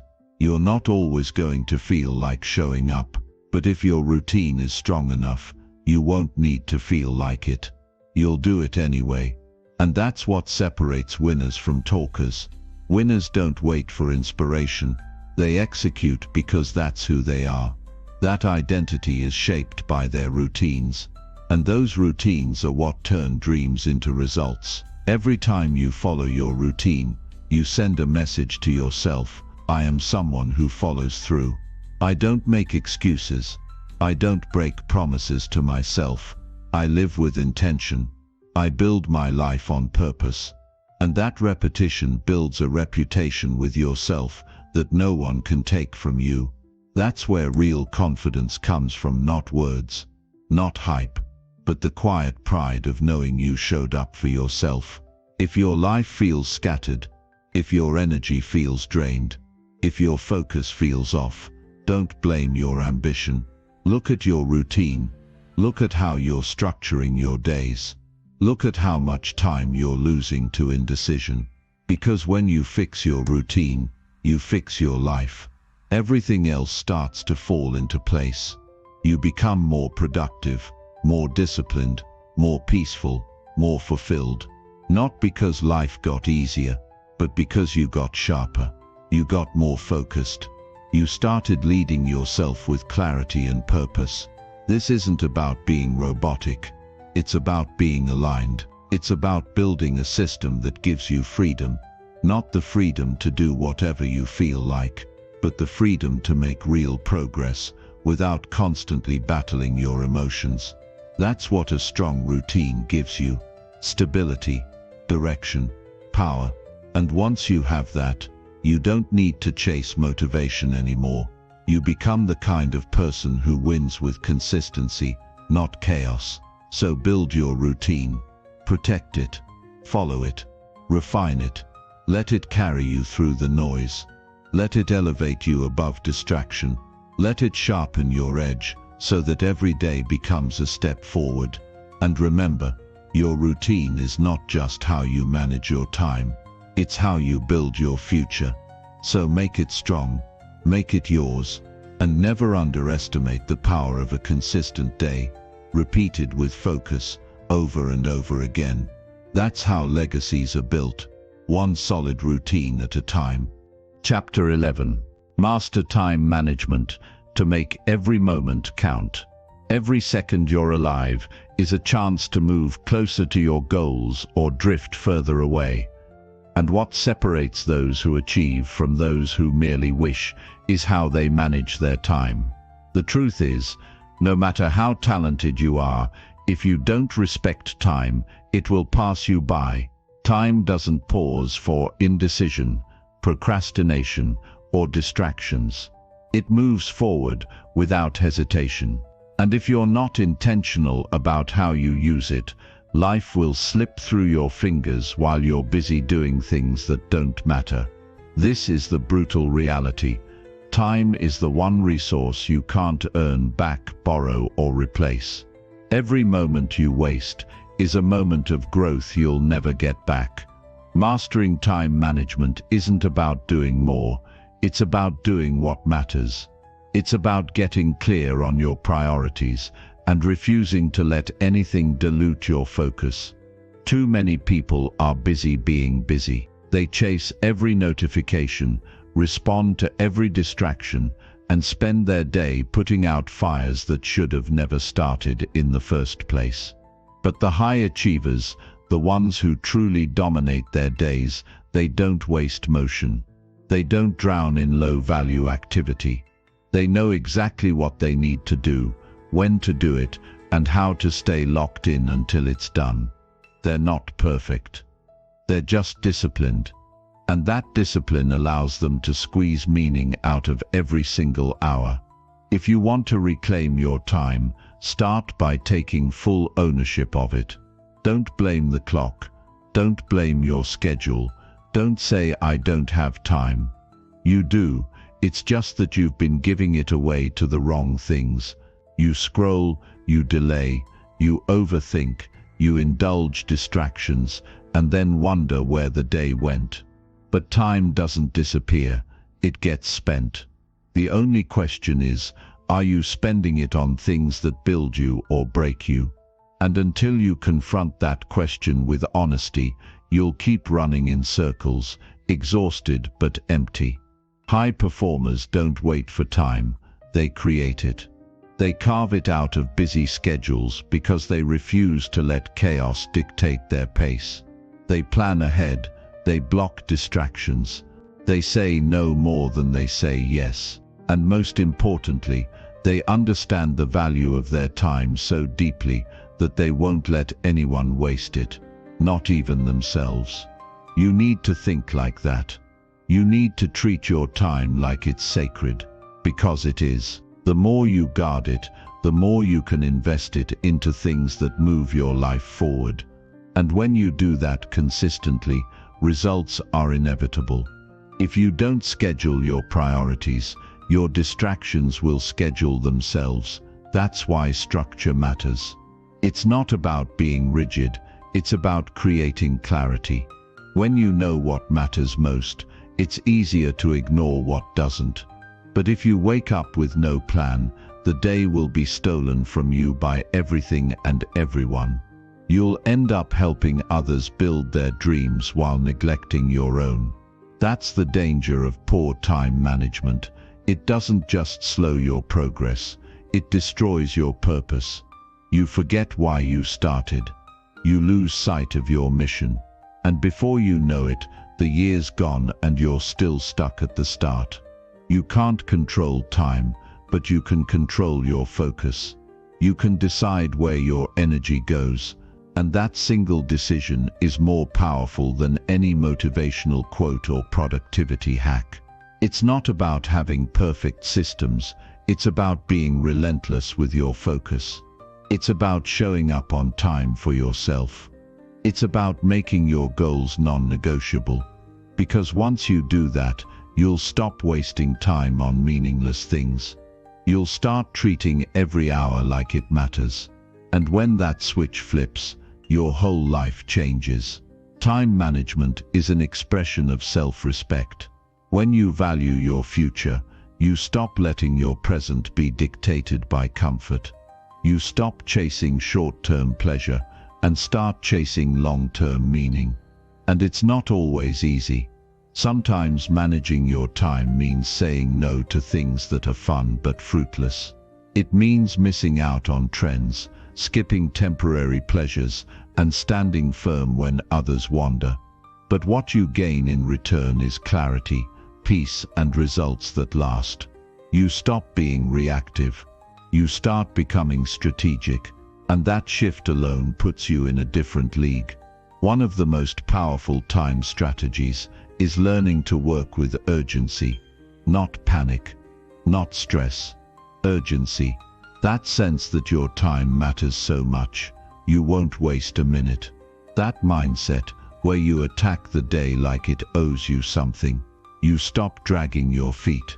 You start moving with purpose. You don't wait for the perfect moment, you use the one you have. And by doing that, you turn ordinary days into stepping stones.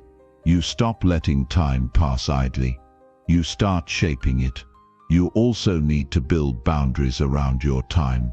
Not everything deserves your attention. Not every call, email, message, or meeting deserves a slot in your schedule. You have to guard your energy. You have to protect your time from people who don't value theirs. If someone constantly interrupts your focus, they're not just wasting minutes, they're stealing your momentum. And momentum is everything. Once you lose it, it takes time to rebuild. So be ruthless about who and what gets your time. Because if you're not, they will be. People who manage their time well don't multitask. They single task with intensity. They know that doing one thing with full presence beats doing 5 things with divided attention. When you're focused, you get more done in 1 hour than most people do in 5. And that's not an exaggeration, it's a fact. Time expands when you're fully present. It contracts when you're scattered. So don't just manage your schedule, manage your attention. Eliminate what breaks your focus. Get serious about your work blocks. Use timers, shut off distractions, and dive deep into the task at hand. That's how real productivity is born, not from speed but from depth. Your time is your life. What you do with it determines everything. If you waste it, you'll regret it. If you use it wisely, you'll build something meaningful. That's the choice in front of you every single day. You can let time manage you, or you can master it. And the people who master it don't wait for the perfect day. They start where they are. They don't try to cram more into their schedule. They subtract what doesn't matter. They don't complain about being busy. They streamline their lives. They don't chase balance, they create alignment. And that alignment allows them to flow through their days with power. You'll never find time for what matters. You have to make it. You have to prioritize it so clearly that everything else gets rearranged around it. Want to build something great? Make time. Want to learn a skill? Make time. Want to improve your body, your mind, your future? Make time. Don't wait for the stars to align. Don't wait for the chaos to stop. Just decide. Decide that your future is worth more than your distractions. Decide that your dreams are urgent. Decide that time will no longer be wasted. Because once you do, your results will catch fire. Time management isn't a calendar trick, it's a mindset. It's the way you view each moment. It's the discipline of choosing growth over comfort, progress over procrastination, mission over mood. You won't always feel like doing the right thing, but if your time is managed well, You won't have to think about it. You'll be in motion. You'll have already made the decision in advance. And that's where the magic happens, not in bursts of inspiration, but in well-managed blocks of intentional action repeated daily. If you want to transform your life, start by transforming your time. Audit your day. Track where your energy goes. Identify your time leaks and cut them off. Then reallocate that time toward what builds you. And don't just do this once. Do it regularly. Review your routines. Improve your processes. Sharpen your schedule. This is how you grow, not by chance, but by design. Make every moment count, because your time is your most valuable asset. And every day you treat it like it doesn't matter is a day you lose forever. You weren't born to be average. You weren't given this life to waste it. So take your time seriously. Respect it. Use it. Master it. Because when you do, everything else falls into place. Not by luck, not by accident, but by focused, deliberate effort. One moment at a time. Chapter 12. Learn from your mistakes and use them to improve. You will never grow into your full potential if you keep running from your mistakes instead of learning from them, because every failure is a doorway to strength if you have the courage to walk through it.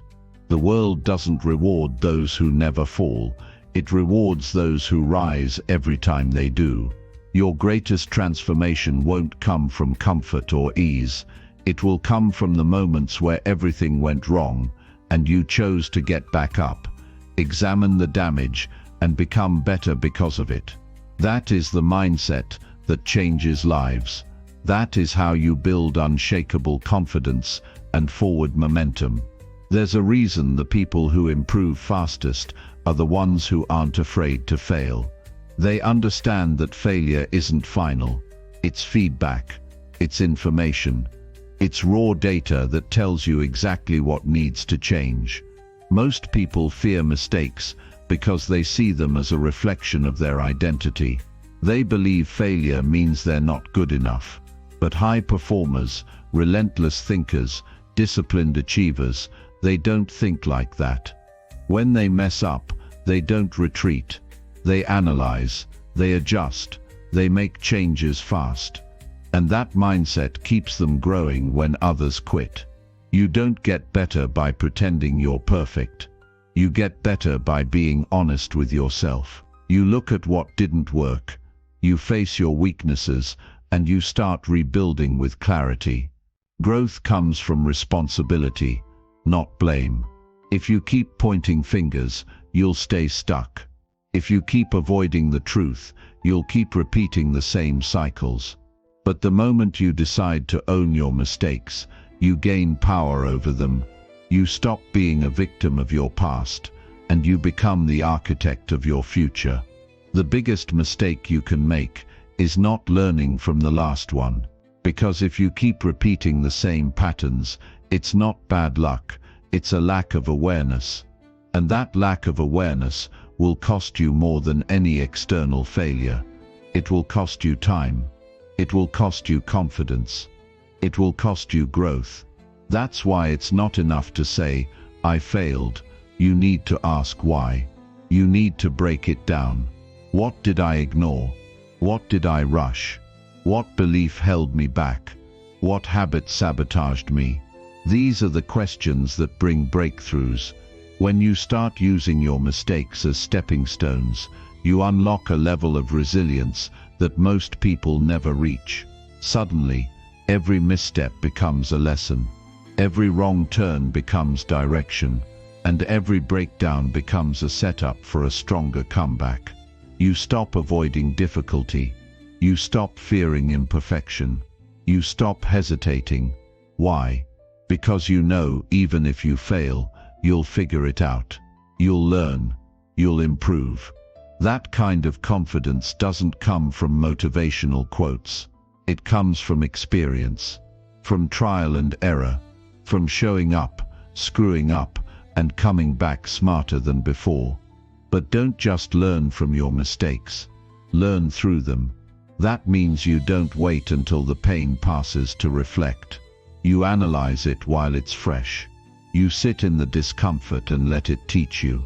That's how you internalize lessons. That's how you evolve fast. Most people try to forget their failures. They want to move on and never think about it again. But the people who rise, the ones who dominate in the long term, they dissect those moments. They treat every mistake like a gift. And because of that mindset, they rarely make the same one twice. Improvement doesn't come from wishing. It comes from working through your flaws with intensity and direction. The more you understand where you went wrong, the faster you can align yourself with the right actions. You stop wasting time guessing. You stop repeating failure loops. You become intentional, strategic, and that turns you into a person who gets results even under pressure. Because when things go sideways, and they will, you won't collapse. You'll recalibrate. Think about the most powerful lessons you've ever learned. I promise you they didn't come from your wins. They came from the days where nothing worked. From the situations where you felt lost, frustrated, maybe even broken. But look at you now. You made it through. And whether you realize it or not, those experiences shaped your mindset. They taught you what no textbook could. They forced you to grow up, wake up, and level up. That's the value of failure. It exposes your blind spots. And if you're willing to confront them, it makes you unstoppable. Mistakes are proof you're in motion. If you're failing, it means you're trying. It means you're stepping outside your comfort zone. It means you're reaching for something greater than who you were yesterday. And that is something to be proud of. Don't let anyone shame you for falling. Falling is part of the game. Just don't stay down. Don't wallow. Don't replay the embarrassment in your head 1,000 times. Reflect, extract the lesson, and move forward with better information. You've got to develop the emotional strength to separate your self-worth from your setbacks. A failure is not a definition. It's a data point. It's not who you are. It's what happened. The more you internalize that truth, the faster you bounce back. You stop making your identity fragile. You start becoming anti-fragile, meaning the more pressure you experience, the stronger you become. That only happens if you stay grounded enough to learn in the middle of the storm. Improvement demands clarity, and clarity often comes through collision. You can't fix what you won't admit. So if you want to grow, stop hiding your flaws, stop sugarcoating your mistakes. Face them head on. Get brutally honest with yourself. If you lied, admit it. If you got lazy, own it. If you avoided the hard work, accept it. The truth won't break you. It'll liberate you. It'll guide you to better choices. But only if you're willing to face it. Every setback is a mirror. It shows you who you are under pressure. It reveals what you really believe about yourself, your abilities, and your future. Use that mirror. Study it. Use every failure as feedback on your habits, your mindset, your systems. That's how you become efficient. That's how you become sharp. Not by guessing, but by observing, correcting, and evolving. There's something powerful about realizing you're the cause of most of your struggles. Because if you're the cause, you're also the solution. If your choices created the problem, better choices can create a better outcome. That realization puts the power back in your hands. You're no longer a victim of circumstance. You're a driver of change. But that only happens if you stop blaming others and start asking better questions. What can I do differently? What belief do I need to upgrade? What habit needs to be destroyed? Don't carry your past mistakes as baggage. Carry them as tools. Let them remind you of how far you've come. Let them sharpen your decisions. Let them make you more focused, more intentional, more prepared. Your scars don't make you weak.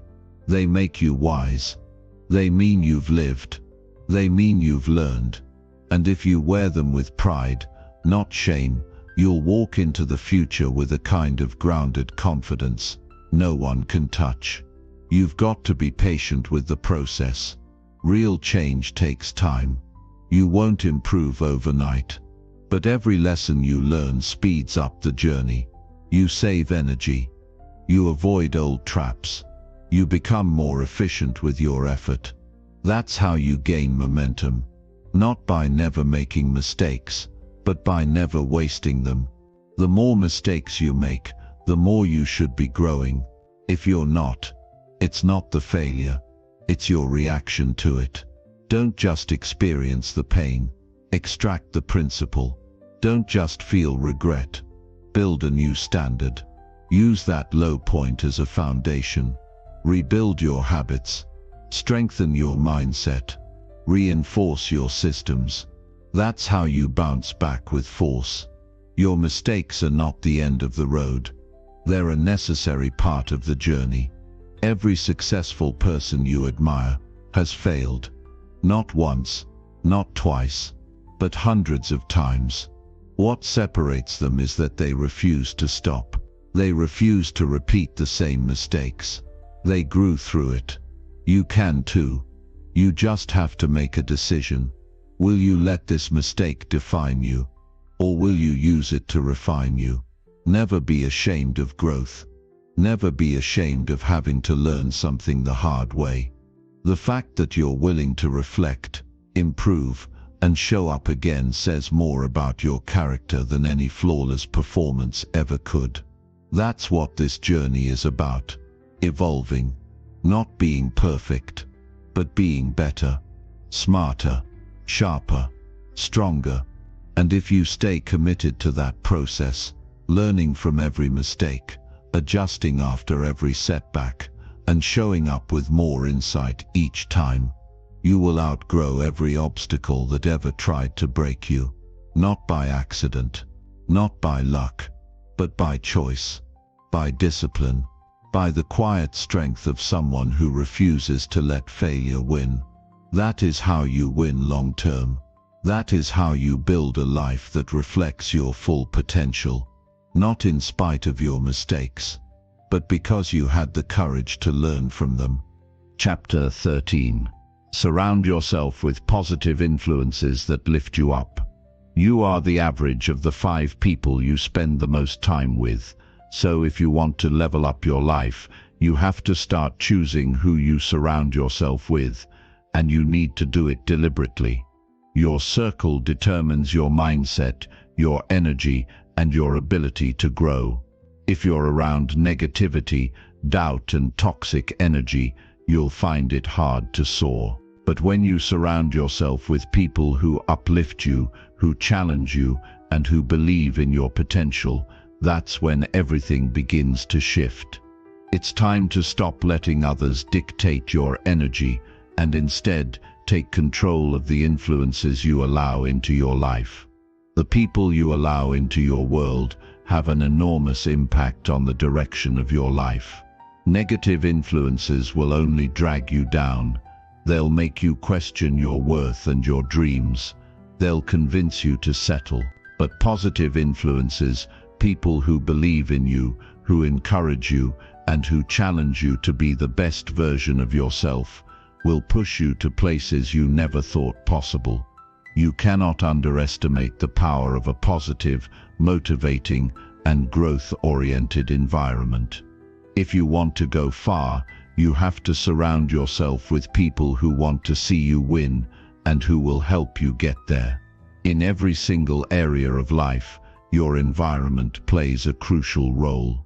Whether it's your work, your health, your relationships, or your mindset, the people around you will either fuel your progress or hold you back. When you're surrounded by people who have a vision, who are hungry for success, and who work hard for their dreams, Their energy will start rubbing off on you. Their mindset will start shaping your own.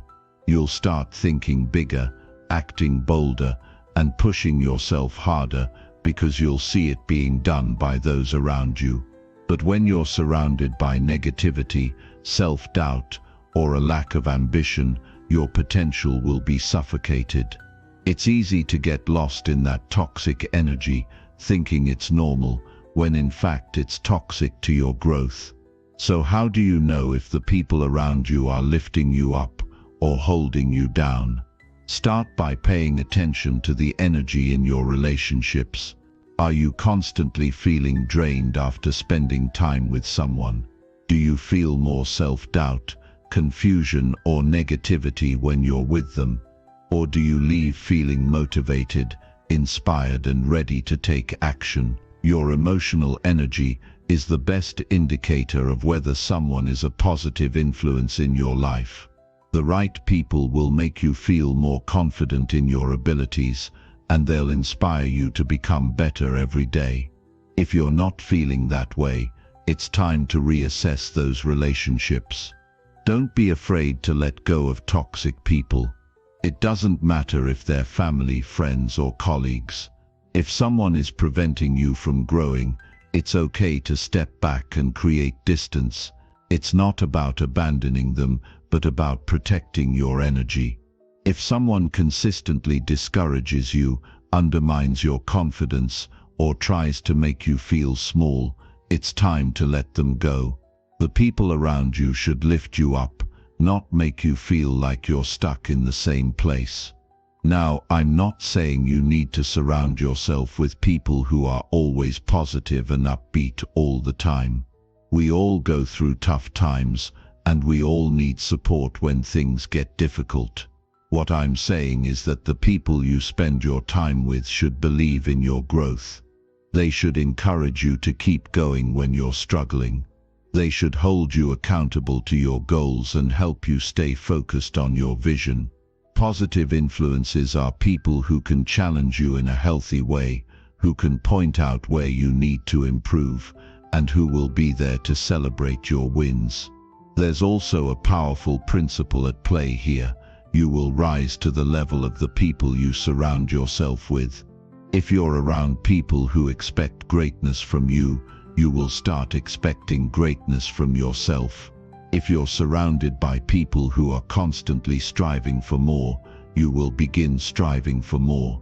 And as you grow, so will the people around you. It creates a cycle of mutual support and encouragement that propels everyone forward.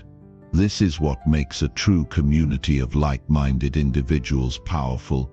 It's not just about individual success, it's about collective growth. You all rise together.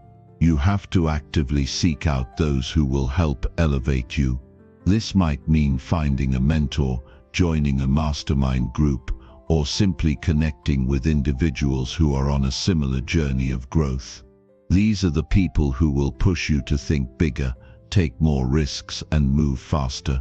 They won't let you settle for mediocrity. They'll remind you of your worth, your potential, and your purpose when you start to doubt yourself. These are the relationships that will truly transform your life. As much as positive influences are crucial, it's also important to be a positive influence yourself. The energy you bring to any room, to any conversation, and to any relationship has a significant impact on those around you. If you want to be surrounded by people who lift you up, you have to be that person for others as well. Share your knowledge, offer your support, and show up with a mindset of abundance, not scarcity. The more you contribute to the growth of others, the more you will receive in return. Success isn't a zero-sum game, it's a win-win when you elevate those around you, and in turn, you get elevated. But it's not just about finding the right people. You also need to ensure that you're creating the right environment for growth in your own life. Your surroundings, your daily habits, and your mental focus are just as important as the people you choose to spend time with. You can be surrounded by the most positive people in the world, but if you're not actively fostering a growth environment for yourself, then all that positive energy won't be enough to break through. Make sure your life is filled with tools, resources, and practices that encourage your personal development. This might mean setting up a dedicated workspace for focus, reading books that inspire you, or even changing your daily routines to prioritize growth. Take a step back and think about the people you've been spending your time with lately. Are they lifting you up? Are they supporting your dreams? Are they pushing you to be the best version of yourself? If not, it's time to make a change. Don't be afraid to set boundaries and remove toxic influences from your life. It might be uncomfortable at first, but in the long run, you'll be so grateful you did. Your growth depends on it. In the same breath, invest time and energy into cultivating relationships that are built on positivity, mutual respect, and shared goals. Be intentional with who you spend your time with and surround yourself with those who inspire you to push beyond your limits. Every moment you spend with people who align with your values and goals is an investment in your future. Those moments will compound over time, building momentum that will propel you forward when challenges arise. As you continue on this journey of growth, be patient with the process. Surrounding yourself with the right people won't happen overnight, and neither will the results. But as you make deliberate choices about who you allow into your life, and as you focus on building an environment that supports your highest potential, you will begin to see the profound impact it has on your life. You will see yourself growing in ways you never thought possible, and you'll start to witness the success and fulfillment that come from aligning yourself with the right influences. Success isn't just about working hard, it's about working smart, and part of that is being intentional about who you allow to share in your journey. The power of positive influence can't be underestimated. Make sure you're surrounding yourself with the people who will help you get where you want to go, and don't be afraid to let go of the ones who try to keep you small. Your future depends on the choices you make today. Choose wisely. Chapter 14. Visualize your success to strengthen your determination. Success is not just something you achieve, it's something you must first envision in your mind before it can become a reality. Visualization is one of the most powerful tools you can use to turn your dreams into tangible results. When you can see your success, when you can picture yourself already having achieved everything you desire, you create a deep, unwavering determination within you. Your mind becomes locked onto that vision, and your actions begin to align with your aspirations. The future you see in your mind is the future you're creating with every decision, every effort, and every moment you choose to dedicate to your goals.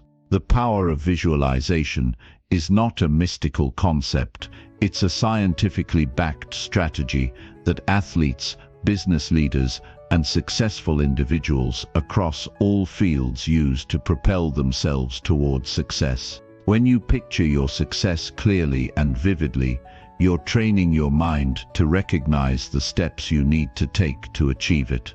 Your brain doesn't know the difference between something vividly imagined and something that's happening in real life. This means that when you see yourself accomplishing your goals, your brain starts to believe it's possible, and that belief fuels the actions necessary to make it real.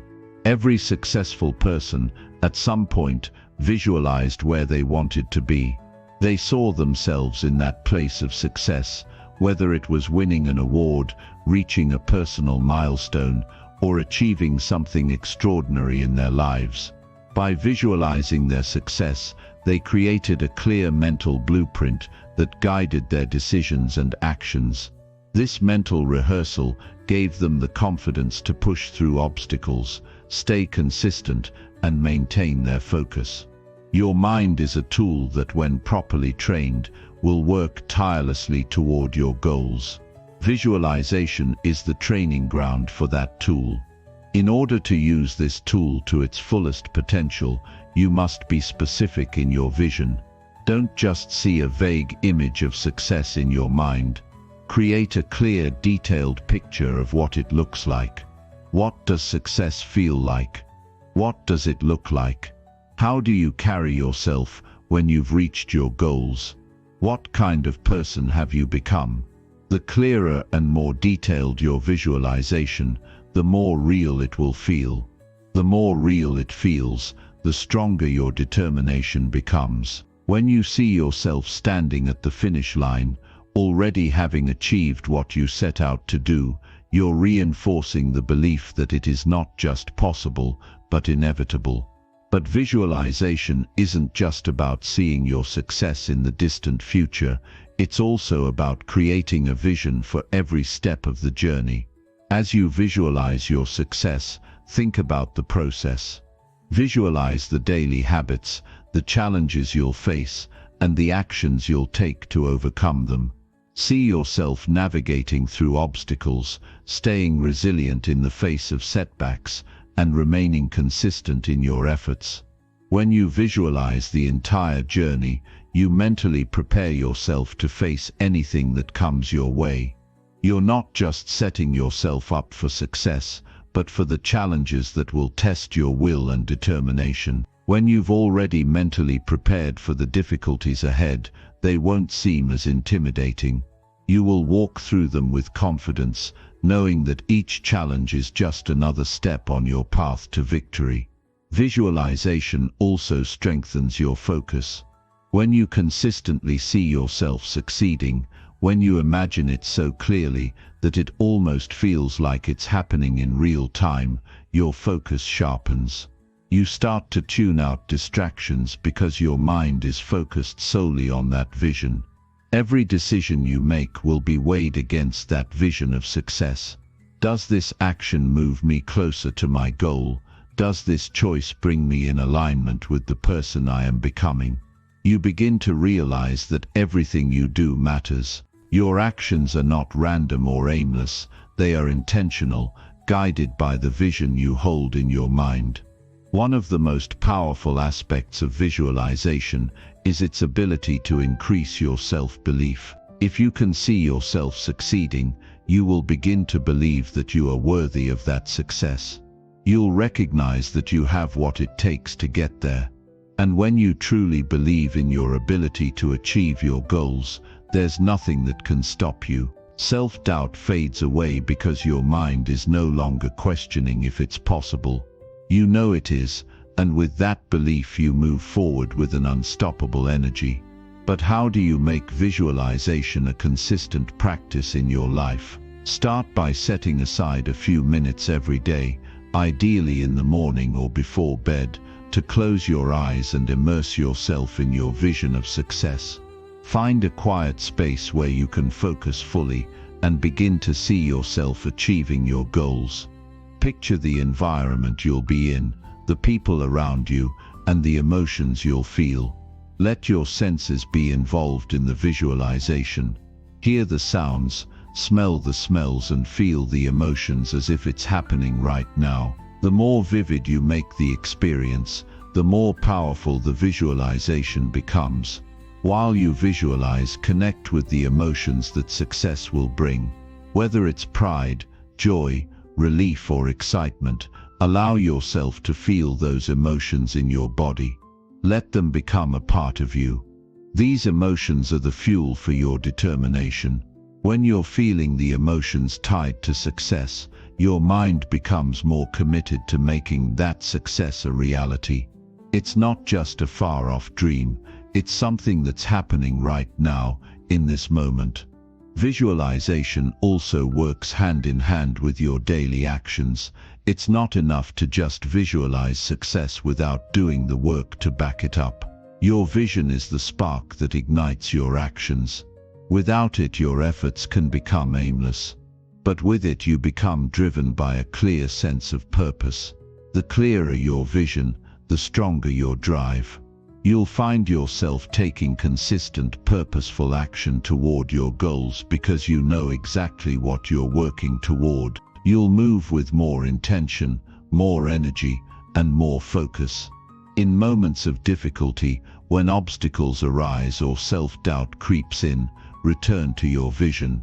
Remind yourself of the success that awaits you on the other side of the challenge. When you're tempted to quit, visualize yourself persevering. See yourself overcoming the hurdle and moving one step closer to your goal. That image will renew your determination and keep you going when everything else seems impossible. Visualization becomes your anchor, grounding you in your purpose and reminding you of your potential. There will be days when the road ahead feels uncertain, when the results don't seem to come as quickly as you want. But if you continue to visualize your success, if you keep your mind focused on your end goal, you will find that your determination strengthens. Success becomes more than just an idea, it becomes an inevitable outcome. Each action you take, no matter how small, becomes a building block for the future you've already seen. Remember that everything you've achieved in your life, everything you've already done, started as a vision in someone's mind. Every invention, every great accomplishment, every success story began with a mental image. When you visualize your success, you are tapping into the same power that has driven humanity to achieve greatness. You are stepping into the future you've always wanted, long before it becomes a reality. The process is simple but profound. Visualize your success. Feel the emotions, create the image in your mind and make it so vivid that it becomes a part of your daily reality. And then, with that vision as your guide, take the necessary steps to turn that mental image into a physical reality. Keep that vision in front of you and let it fuel your determination every single day. Chapter 15.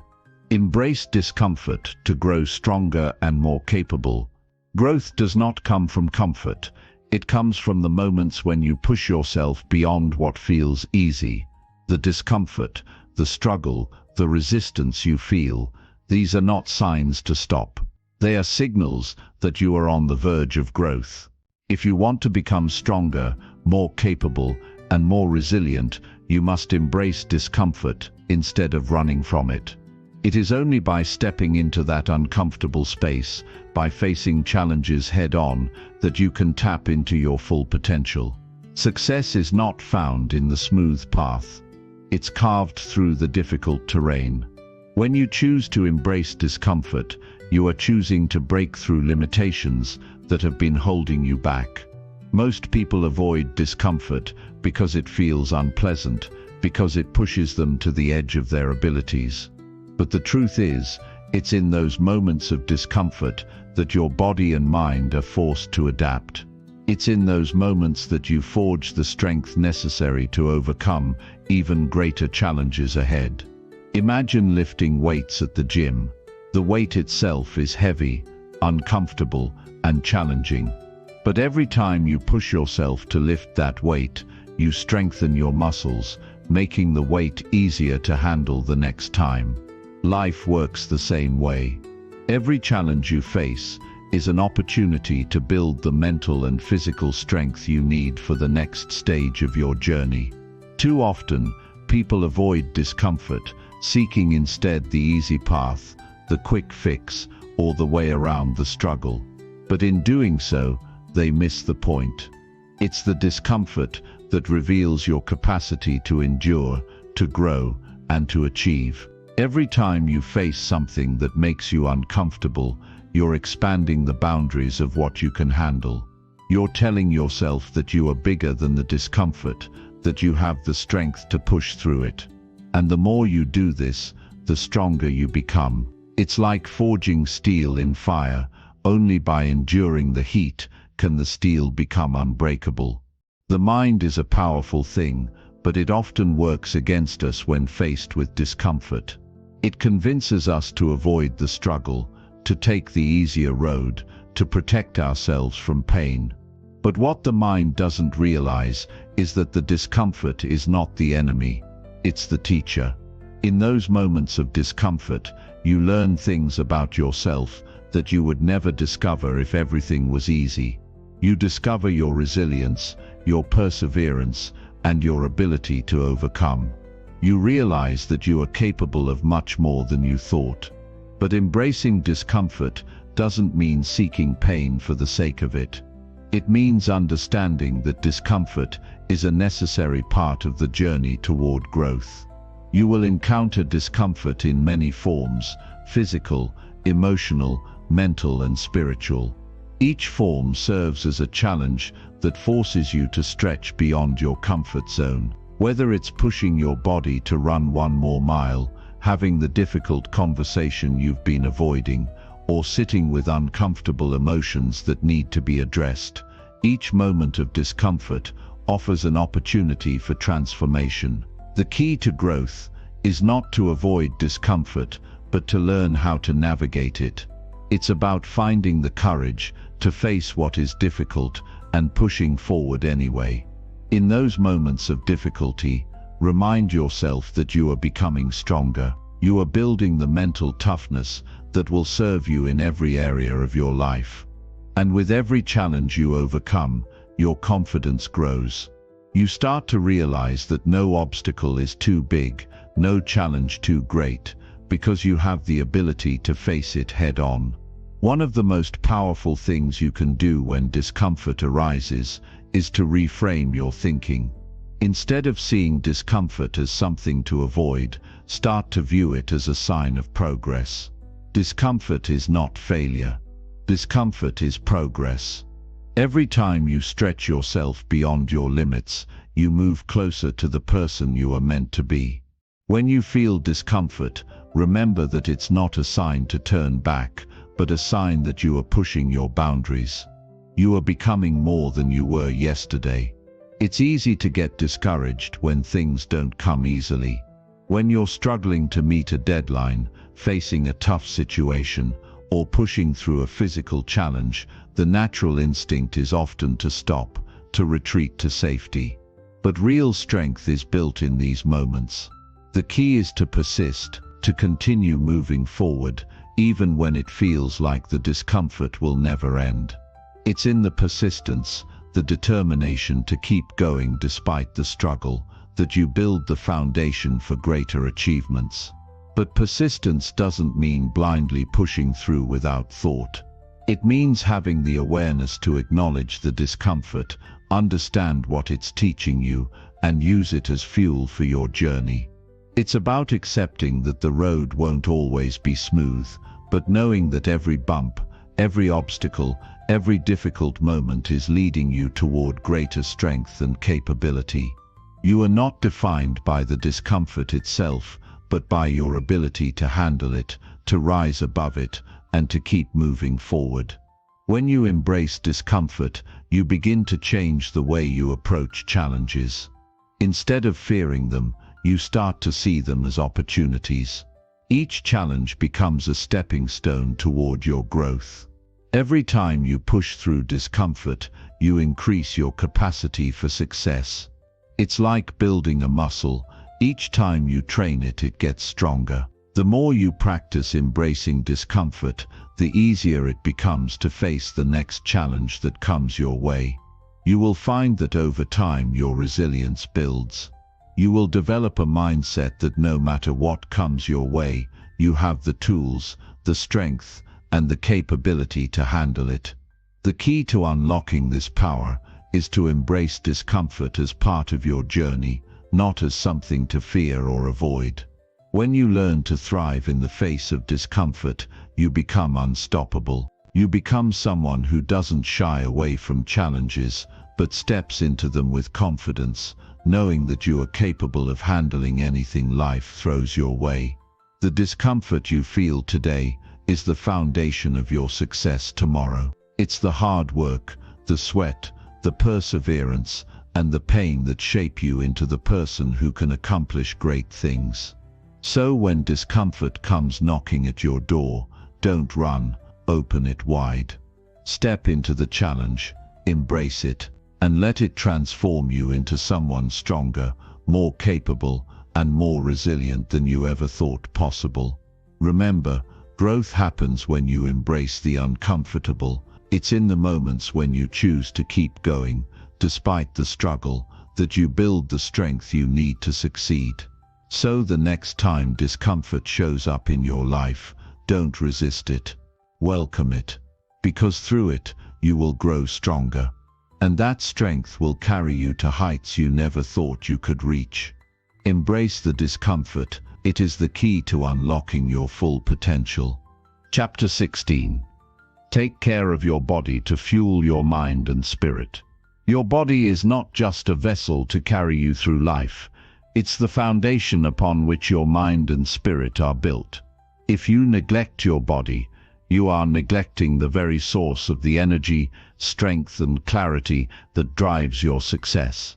To become the best version of yourself, you must learn to care for your body, because when your body is strong, your mind and spirit follow suit. Every movement, every meal, every choice you make in terms of self-care has a profound effect on the quality of your thoughts, your energy, and your emotions. Think about it. When you feel tired and sluggish, when your body is run down, how do you perform mentally and emotionally? It's difficult to stay focused, motivated, and driven when your body is not in alignment with your goals.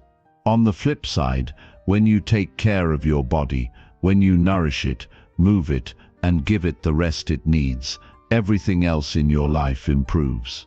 The clearer your mind, the stronger your willpower, and the more balanced your emotions become. Taking care of your body isn't about vanity or short-term gains. It's about recognizing that your physical health is directly connected to your mental and emotional well-being. When your body is strong, it fuels your mind with the energy and stamina to stay focused and productive. It allows your spirit to rise above challenges, to handle stress with grace, and to stay motivated in the pursuit of your goals. By maintaining your physical health, you are giving yourself the best possible foundation to build a powerful, resilient, and driven life. You might ask, how does taking care of my body relate to my success? The answer lies in the fact that everything is interconnected. Your body and mind are not separate. They are deeply intertwined. When you neglect your physical health, you create a disconnect. When you feed your body the right nutrients, engage in regular physical activity, and ensure that it gets the proper rest, you're laying the groundwork for mental clarity and emotional balance. The choices you make about what you eat have a direct impact on how you feel. Eating nutritious foods, rich in vitamins, minerals, and healthy fats, not only fuels your body, but also enhances your cognitive function.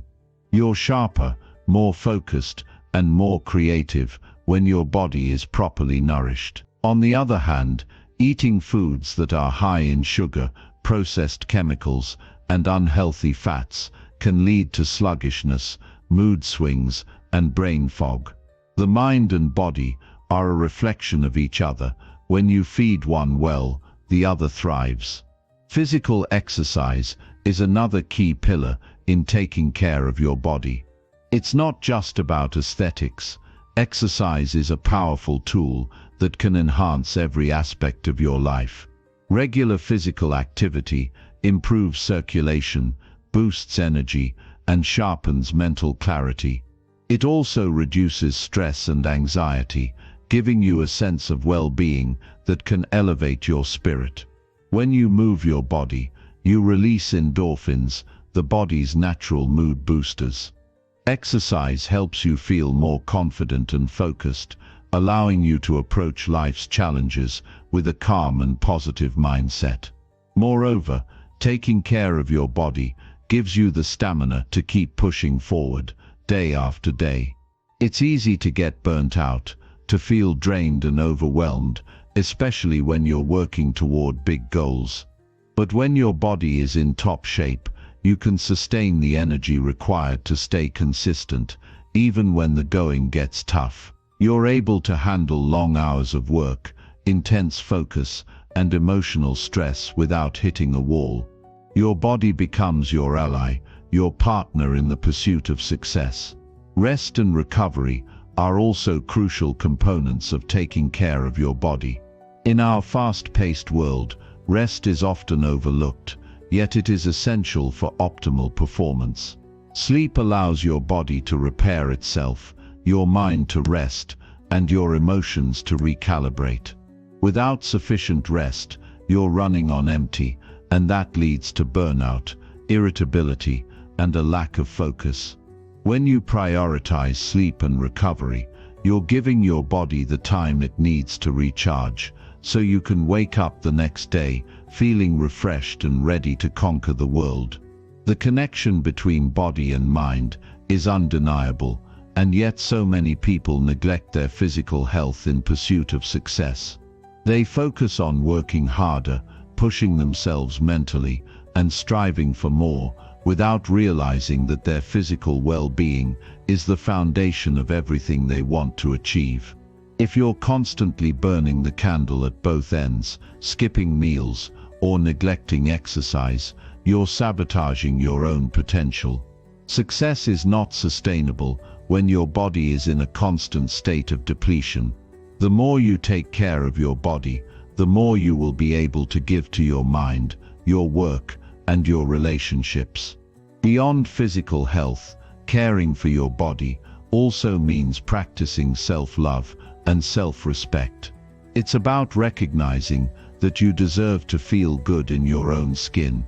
When you take the time to invest in your physical health, you send a powerful message to yourself that you are worthy of success. You are worthy of the energy, the vitality, and the strength required to achieve your dreams. Taking care of your body is an act of self-respect, and when you respect yourself, you show up in the world as your best self. You don't need to be perfect to take care of your body. It's not about striving for an ideal, but about making conscious choices that honor your body's needs. It's about listening to your body, understanding when it needs rest, and when it needs movement, when it needs nourishment, and when it needs hydration. Small, consistent efforts, such as eating more vegetables, drinking enough water, getting outside for a walk, and ensuring that you get enough sleep, can make a huge difference over time. These daily habits compound, and the results will be reflected in the way you feel, think, and approach life. As you continue on your journey towards success, remember that taking care of your body isn't a luxury, it's a necessity. It's the foundation that supports everything else in your life. Your body is the vehicle that carries you through your personal and professional journey, and it deserves your attention and care. When you nourish your body, you fuel your mind and spirit, giving you the strength, clarity, and resilience to tackle any challenge that comes your way. Your mind, your spirit, and your body are not separate entities, they are a unified system. When you treat one with respect, the others follow suit. So take care of your body, feed it with the right nutrition, move it regularly, give it time to rest, and watch how it transforms your mind and spirit. With a strong and healthy body, you'll find that your mental clarity sharpens, your emotions stabilize, and your energy levels soar. You'll have the strength to tackle any challenge, the focus to pursue your goals relentlessly, and the resilience to bounce back from setbacks.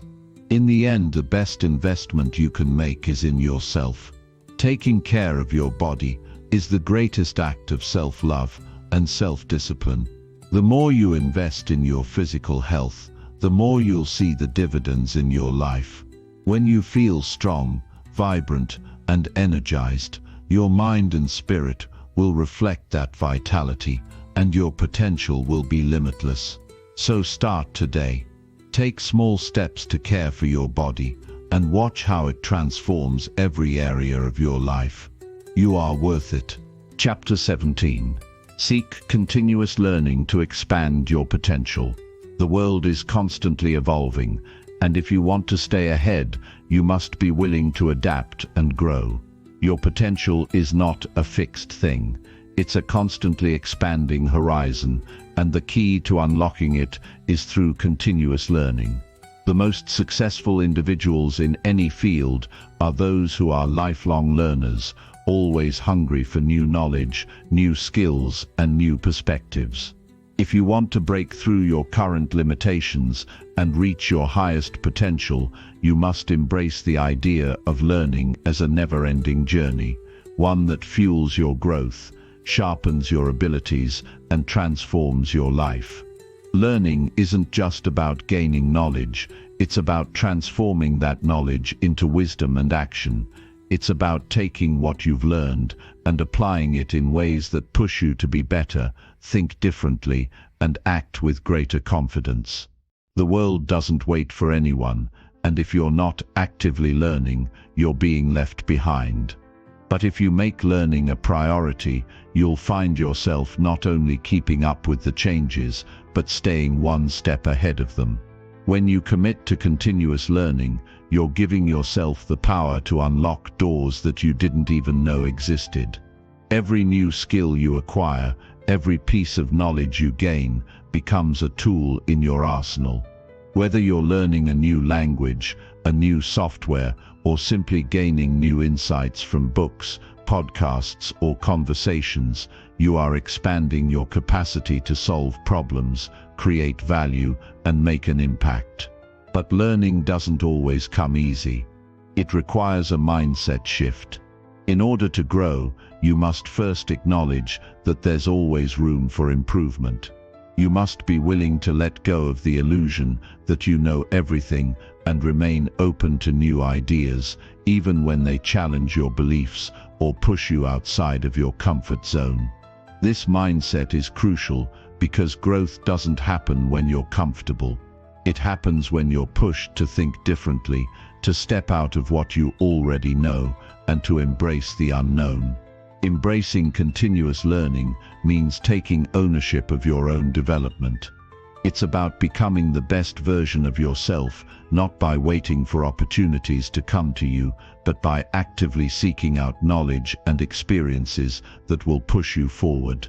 It's about being intentional with your growth, setting aside time each day or week to expand your mind and challenge yourself. Whether it's through reading books, taking online courses, listening to experts in your field, or simply reflecting on your own experiences, learning is something that should become a natural part of your life. One of the most powerful aspects of continuous learning is the ability to adapt to new circumstances. The world is changing at an unprecedented pace, and the skills that were valuable yesterday may not be as important today. If you don't continue learning, you risk becoming obsolete. On the other hand, by continually updating your knowledge and expanding your skill set, you position yourself to thrive in any environment, no matter how much it shifts. Continuous learning ensures that you remain relevant, competitive, and capable of navigating any challenges that come your way. It's also important to recognize that learning is not always about formal education. In fact, some of the most powerful lessons you'll learn will come from experiences, both good and bad. Life itself is the greatest teacher, and every failure, setback, and success offers an opportunity to learn something new. When you approach life with a mindset of curiosity and openness, you begin to see lessons everywhere. The key is to remain receptive, to constantly question what you know, and to seek deeper understanding. Another key to continuous learning is developing the habit of reflection. It's easy to get caught up in the hustle and bustle of life and work, but without taking the time to reflect on your experiences, you miss the chance to learn from them. Reflection allows you to evaluate what worked, what didn't, and what you can do better next time.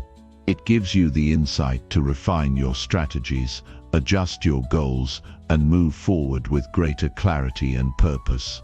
Without reflection, you're essentially moving forward blindly, repeating the same mistakes and missing opportunities for growth. In addition to reflection, feedback is another vital component of learning.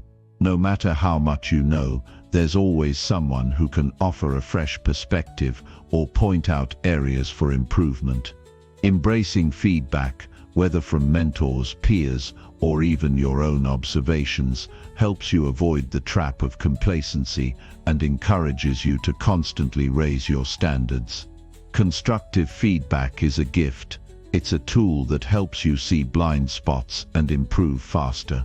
It's easy to shy away from feedback, especially when it's critical, but the most successful individuals actively seek it out, knowing that it's the fastest route to improvement. The pursuit of learning also requires resilience. Learning isn't always a smooth, linear process. There will be moments of frustration, confusion, and failure, but these are the moments that offer the greatest potential for growth. When you encounter challenges in your learning journey, remember that the struggle is part of the process. It's in those moments that you build resilience, develop problem-solving skills, and strengthen your character. Embrace the discomfort, push through the difficulty, and you'll come out stronger on the other side. To expand your potential through continuous learning, it's essential to stay curious and open-minded. Ask questions, explore new fields, and constantly look for ways to improve. Every day is an opportunity to learn something new, whether it's a small piece of advice, a new idea, or a groundbreaking insight. Every lesson you absorb contributes to your growth. The key is to approach learning not as a task but as a lifelong adventure, one that enriches your life and helps you become the person you were always meant to be. As you continue your journey of growth and self-improvement, remember that the path to success is never a straight line. There will be setbacks, failures, and moments of doubt. But by committing to continuous learning, you arm yourself with the tools to navigate those obstacles and come out stronger. You'll be prepared for whatever challenges arise, and you'll have the knowledge, skills, and mindset to turn those challenges into opportunities. The most successful people in the world are those who refuse to stop learning. They understand that the pursuit of knowledge is never-ending, and they embrace it fully. So if you want to unlock your true potential, if you want to become the best version of yourself, then make learning a daily habit. Read, reflect, ask questions, seek feedback, and never stop growing. With every new lesson, you'll find yourself closer to the person you're meant to be, stronger, wiser, and more capable than you ever imagined. Chapter 18. Simplify your life by letting go of unnecessary clutter. Your life is meant to be focused, purposeful, and intentional. Yet, so many of us live surrounded by clutter, physically, mentally, and emotionally. We accumulate things, habits, and relationships that weigh us down, leaving us distracted, overwhelmed, and unfulfilled. If you want to live a life of clarity, productivity, and peace, it's time to let go of the unnecessary clutter that holds you back. It's time to simplify, to focus on what truly matters, and to free yourself from the distractions that prevent you from living at your fullest potential. Clutter isn't just physical stuff. It's not just the piles of papers on your desk, the old clothes in your closet, or the broken gadgets collecting dust in your garage. Clutter is also the mental noise, those thoughts that constantly swirl around, distracting you from what's important. It's the emotional baggage, the past experiences, and unresolved feelings that drain your energy and cloud your thinking. It's the toxic relationships, the commitments you don't care about, and the endless to-do lists that never seem to end. All of this clutter consumes your time, your energy, and your focus. To simplify your life, you first need to take a step back and assess what's truly important. What do you value most? What brings you joy, fulfillment, and peace. Identify the areas of your life where clutter has taken over and make a conscious decision to remove what no longer serves your purpose. This isn't about living with less for the sake of minimalism. It's about making room for more of what truly matters. Start with your physical environment. Take a good look at your space, your home, your office, your car. Is it filled with things that serve a purpose, or is it cluttered with items that you've accumulated over time, without much thought? Physical clutter can have a profound impact on your mental and emotional state.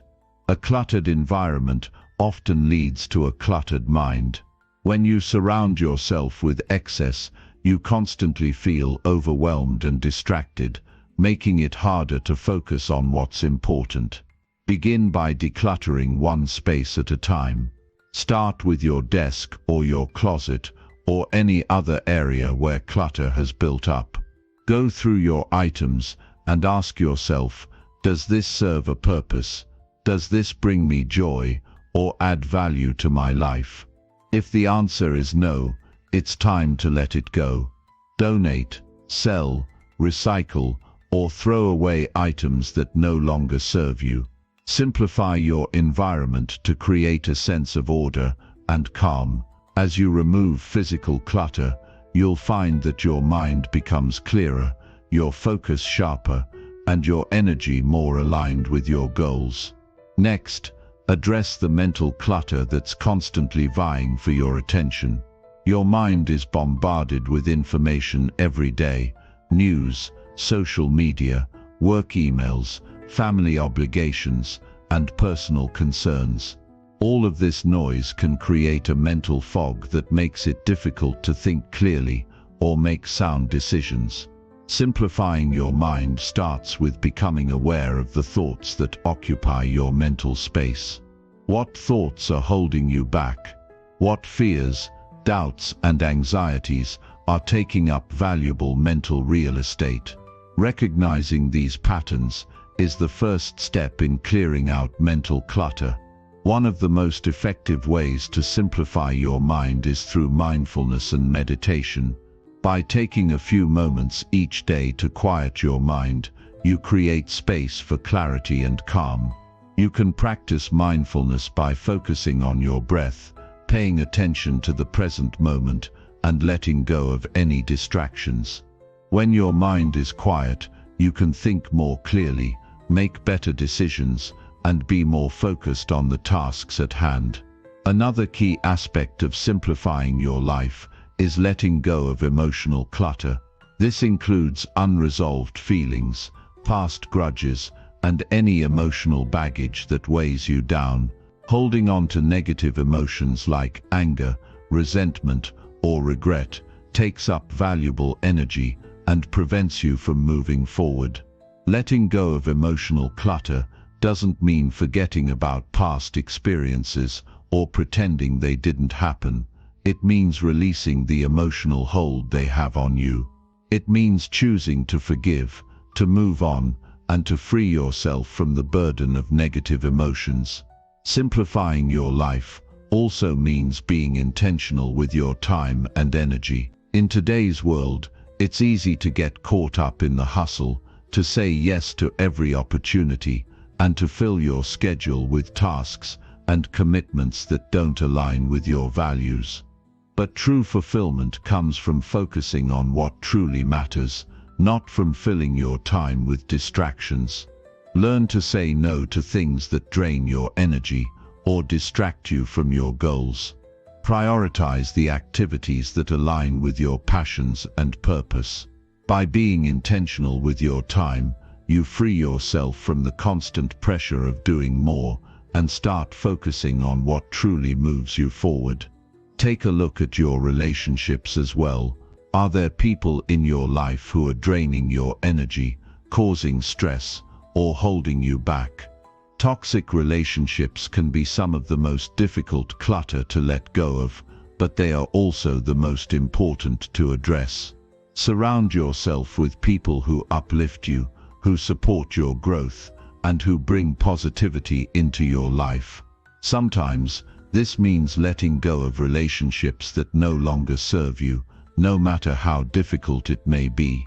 It's important to understand that your environment, the people you surround yourself with, has a huge impact on your mental and emotional well-being. In addition to letting go of unnecessary physical, mental and emotional clutter, simplifying your life also means being intentional with your habits and routines. Ask yourself if your daily habits are serving your goals, or if they are simply habits of convenience that don't add value to your life. Simplifying your routines can help you regain control of your time and focus. Identify the habits that align with your goals and let go of the ones that distract you or waste your time. One of the most powerful ways to simplify your life is through the practice of gratitude. When you focus on the things you are grateful for, you shift your perspective from what you don't have to what you do have. Gratitude helps you appreciate the present moment and recognize the abundance in your life. When you let go of the constant desire for more and focus on what you already have, you create space for greater joy, contentment, and fulfillment. As you continue on this journey of simplification, remember that letting go of clutter is not a one-time task. It's an ongoing process. It's about constantly reassessing what you need and what you can release. By simplifying your life, you are making room for more focus, more clarity, and more peace. You are choosing to live intentionally, with purpose, and with greater alignment to your values and goals. So take a deep breath, let go of what no longer serves you, and make space for a life that's clear, focused, and full of possibility. Chapter 19. Celebrate your wins no matter how small they are. Success isn't always about the big, grand achievements that everyone sees. It's about recognizing the small victories, the everyday moments where you pushed yourself, took action, or overcame a challenge, no matter how seemingly insignificant they may appear. Every step you take, no matter how small, is a part of the journey towards your bigger goals. Celebrating these wins, no matter how minor, is not just a way to acknowledge your progress. It's a powerful way to build momentum, boost your confidence, and reinforce the mindset that you are on the right path. The world often tells us to focus on the big milestones, the promotions, the accolades, the trophies. But the truth is, those major successes are built on a foundation of countless small actions. Think about the days when you woke up tired, but still chose to push through and tackle the day.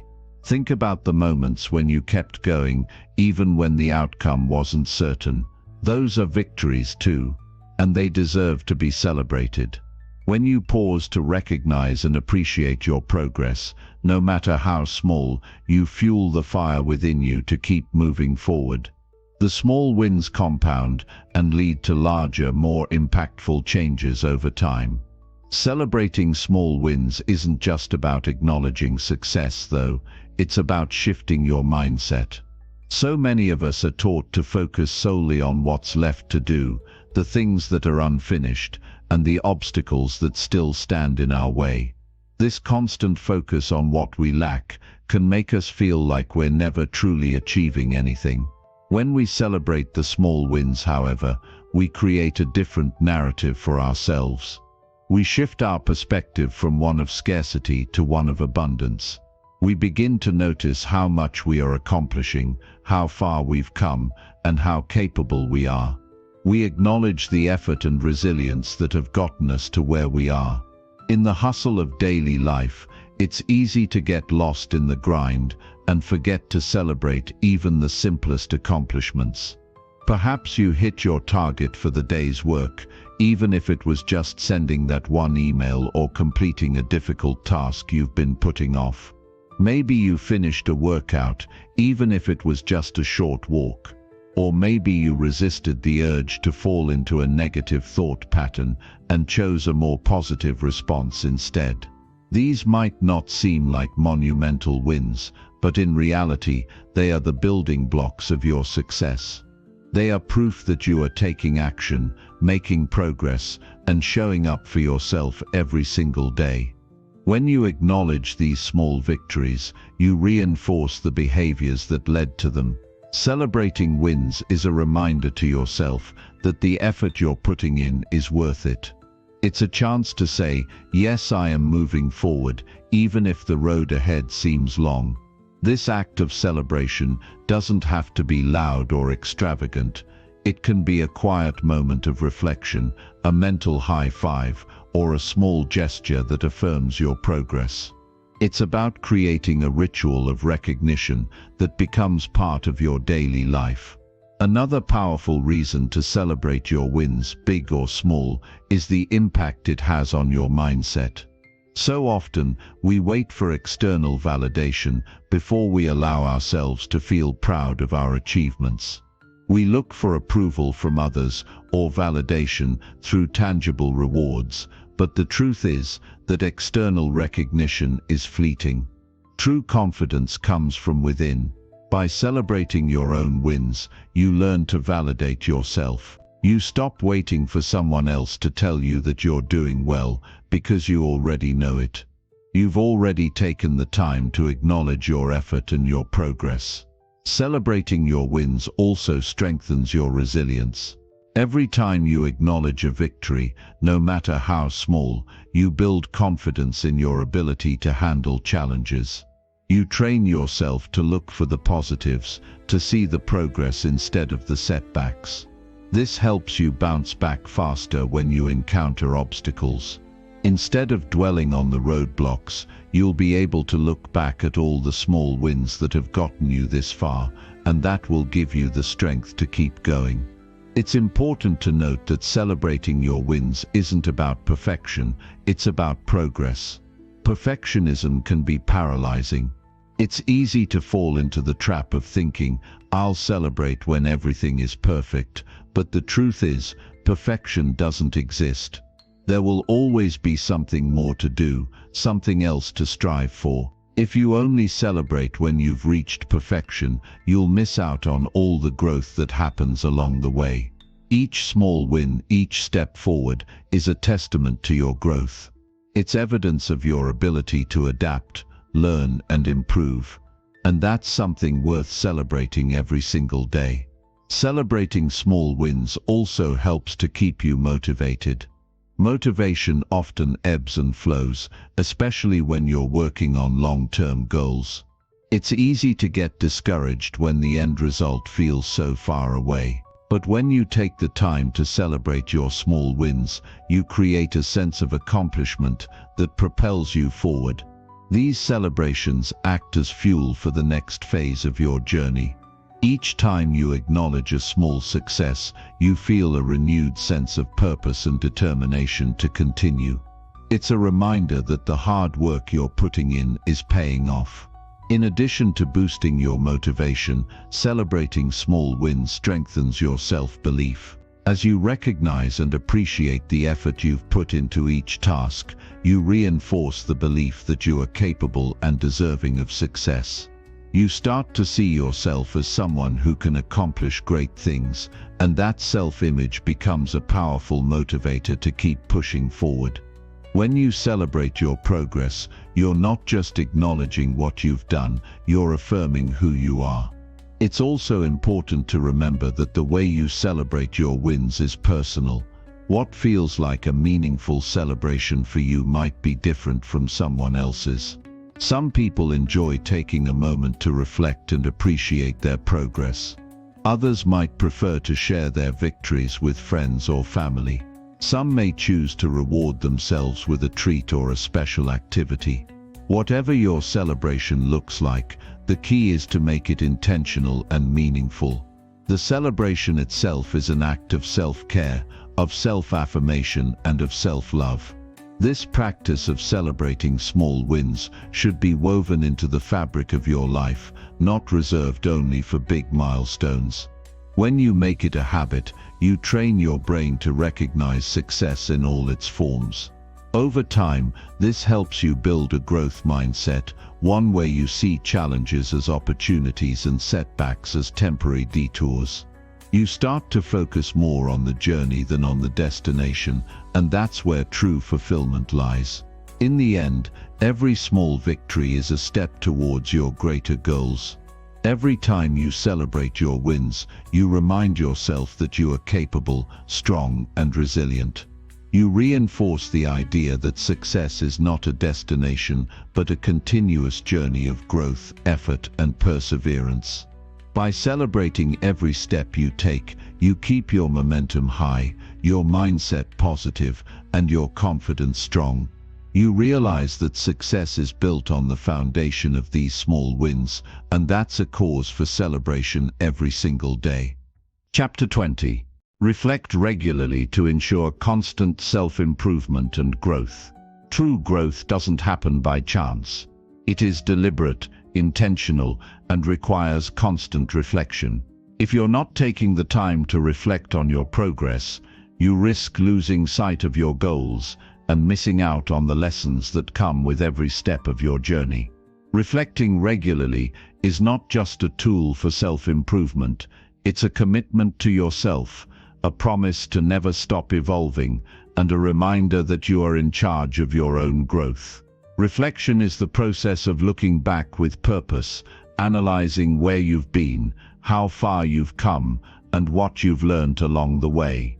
It is a moment of self-evaluation, not for the purpose of self-criticism, but for insight and awareness. By reflecting regularly, you actively engage in your own transformation, ensuring that every action you take moves you closer to becoming the person you want to be. It's about checking in with yourself, reassessing your strategies, and fine-tuning your approach to life.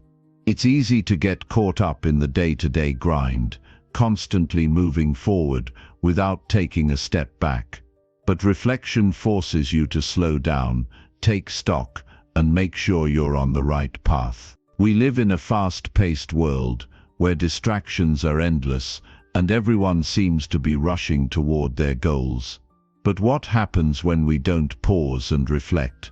We miss the opportunity to learn from our mistakes, adjust our course when necessary, and celebrate our progress. Reflection provides clarity, allowing us to see things from a new perspective, uncover patterns in our behavior, and recognize areas that need improvement. Without it, we risk repeating the same mistakes, falling into unhealthy habits, and losing the momentum that's necessary for growth. Regular reflection acts as a personal check-in. It's your chance to measure your progress and determine whether you're staying true to your values and your goals. By reflecting on your actions, you begin to see which ones are serving you and which ones are hindering your growth. This self-awareness allows you to adjust, make informed decisions, and take the necessary steps to correct course if needed. Whether it's assessing your daily habits, evaluating your mindset, or reviewing your achievements, reflection helps you maintain direction and focus. To truly grow, you must embrace the power of feedback. Reflection allows you to take an honest look at yourself, your strengths, your weaknesses, your habits, and your mindset. It's about being brutally honest with yourself and having the courage to confront areas that may need improvement. This process doesn't require self-judgment or negative thinking. Instead, it's about observing without bias and using the information gathered to propel you forward. The feedback you gather through reflection becomes your blueprint for future actions, a guide to help you make better decisions, set more meaningful goals, and create a life that aligns with your deepest values. Reflection is not a one-time activity. It should be part of your daily or weekly routine. The more often you reflect, the more ingrained it becomes in your personal development process. It becomes a habit that's woven into your life, not a separate occasional task. When you build the habit of reflecting regularly, you give yourself the space to evaluate how you're progressing, what's working, and what needs to be changed. This ongoing process ensures that you're constantly improving and adapting as you grow. It's also essential to recognize that reflection doesn't just happen in the quiet of solitude. It can also take place through discussions with others. Conversations with mentors, friends, or colleagues can offer valuable perspectives that you might not have considered on your own. These interactions can serve as mirrors, reflecting back to you things you may have missed or insights you hadn't yet discovered. Surrounding yourself with people who challenge you, inspire you, and support your growth can amplify the power of reflection and help you see things in a new light. Incorporating reflection into your life isn't about overthinking or getting lost in the past. It's about finding the balance between reflecting on what you've learned and using that knowledge to shape your future. Reflection empowers you to stop, breathe, and consider how far you've come and where you're going. It's the act of stopping long enough to see how much progress you've made, acknowledge the challenges you've overcome, and take stock of how your actions align with your vision for the future. Sometimes reflection involves confronting uncomfortable truths. It may require acknowledging that you've been procrastinating, avoiding difficult conversations, or holding on to limiting beliefs. But this discomfort is where the real growth happens. You can't change what you don't acknowledge. Reflection invites you to sit with these uncomfortable truths and use them as stepping stones toward personal development. It forces you to grow beyond your comfort zone, and in doing so you become a stronger, wiser, and more capable individual. One of the most powerful aspects of reflection is its ability to create clarity. When life feels chaotic or overwhelming, taking the time to reflect allows you to step back and see the bigger picture. It helps you break down complex challenges into manageable steps, gain perspective on difficult situations, and identify solutions that might not have been apparent in the moment. Clarity brings peace of mind, and peace of mind brings confidence. When you know where you're headed and why you're heading there, you can move forward with purpose and determination.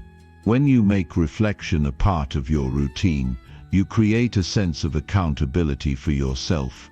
Reflection forces you to acknowledge whether or not you followed through on your commitments, whether you kept your promises to yourself, and whether your actions aligned with your values. If you find that you've strayed from your goals or allowed distractions to take over, reflection gives you the opportunity to course correct. This kind of self-accountability is essential for maintaining focus and staying on track. It's a way to remind yourself that you are in charge of your journey and that every decision you make is a reflection of your commitment to growth. Beyond personal accountability, regular reflection also fosters emotional intelligence. When you take time to reflect on your experiences, you begin to understand your emotions more deeply. You recognize patterns in your reactions, triggers, and responses to stress. This self-awareness helps you manage your emotions more effectively, leading to better decision-making, improved relationships, and a greater sense of inner peace. Emotional intelligence is crucial for navigating life's ups and downs, and regular reflection is an essential tool for cultivating it. Another key benefit of reflection is the opportunity it provides for gratitude. It's easy to get caught up in the hustle and bustle of life and forget to appreciate the progress you've made. But when you take the time to reflect, you're reminded of how far you've come, the challenges you've overcome,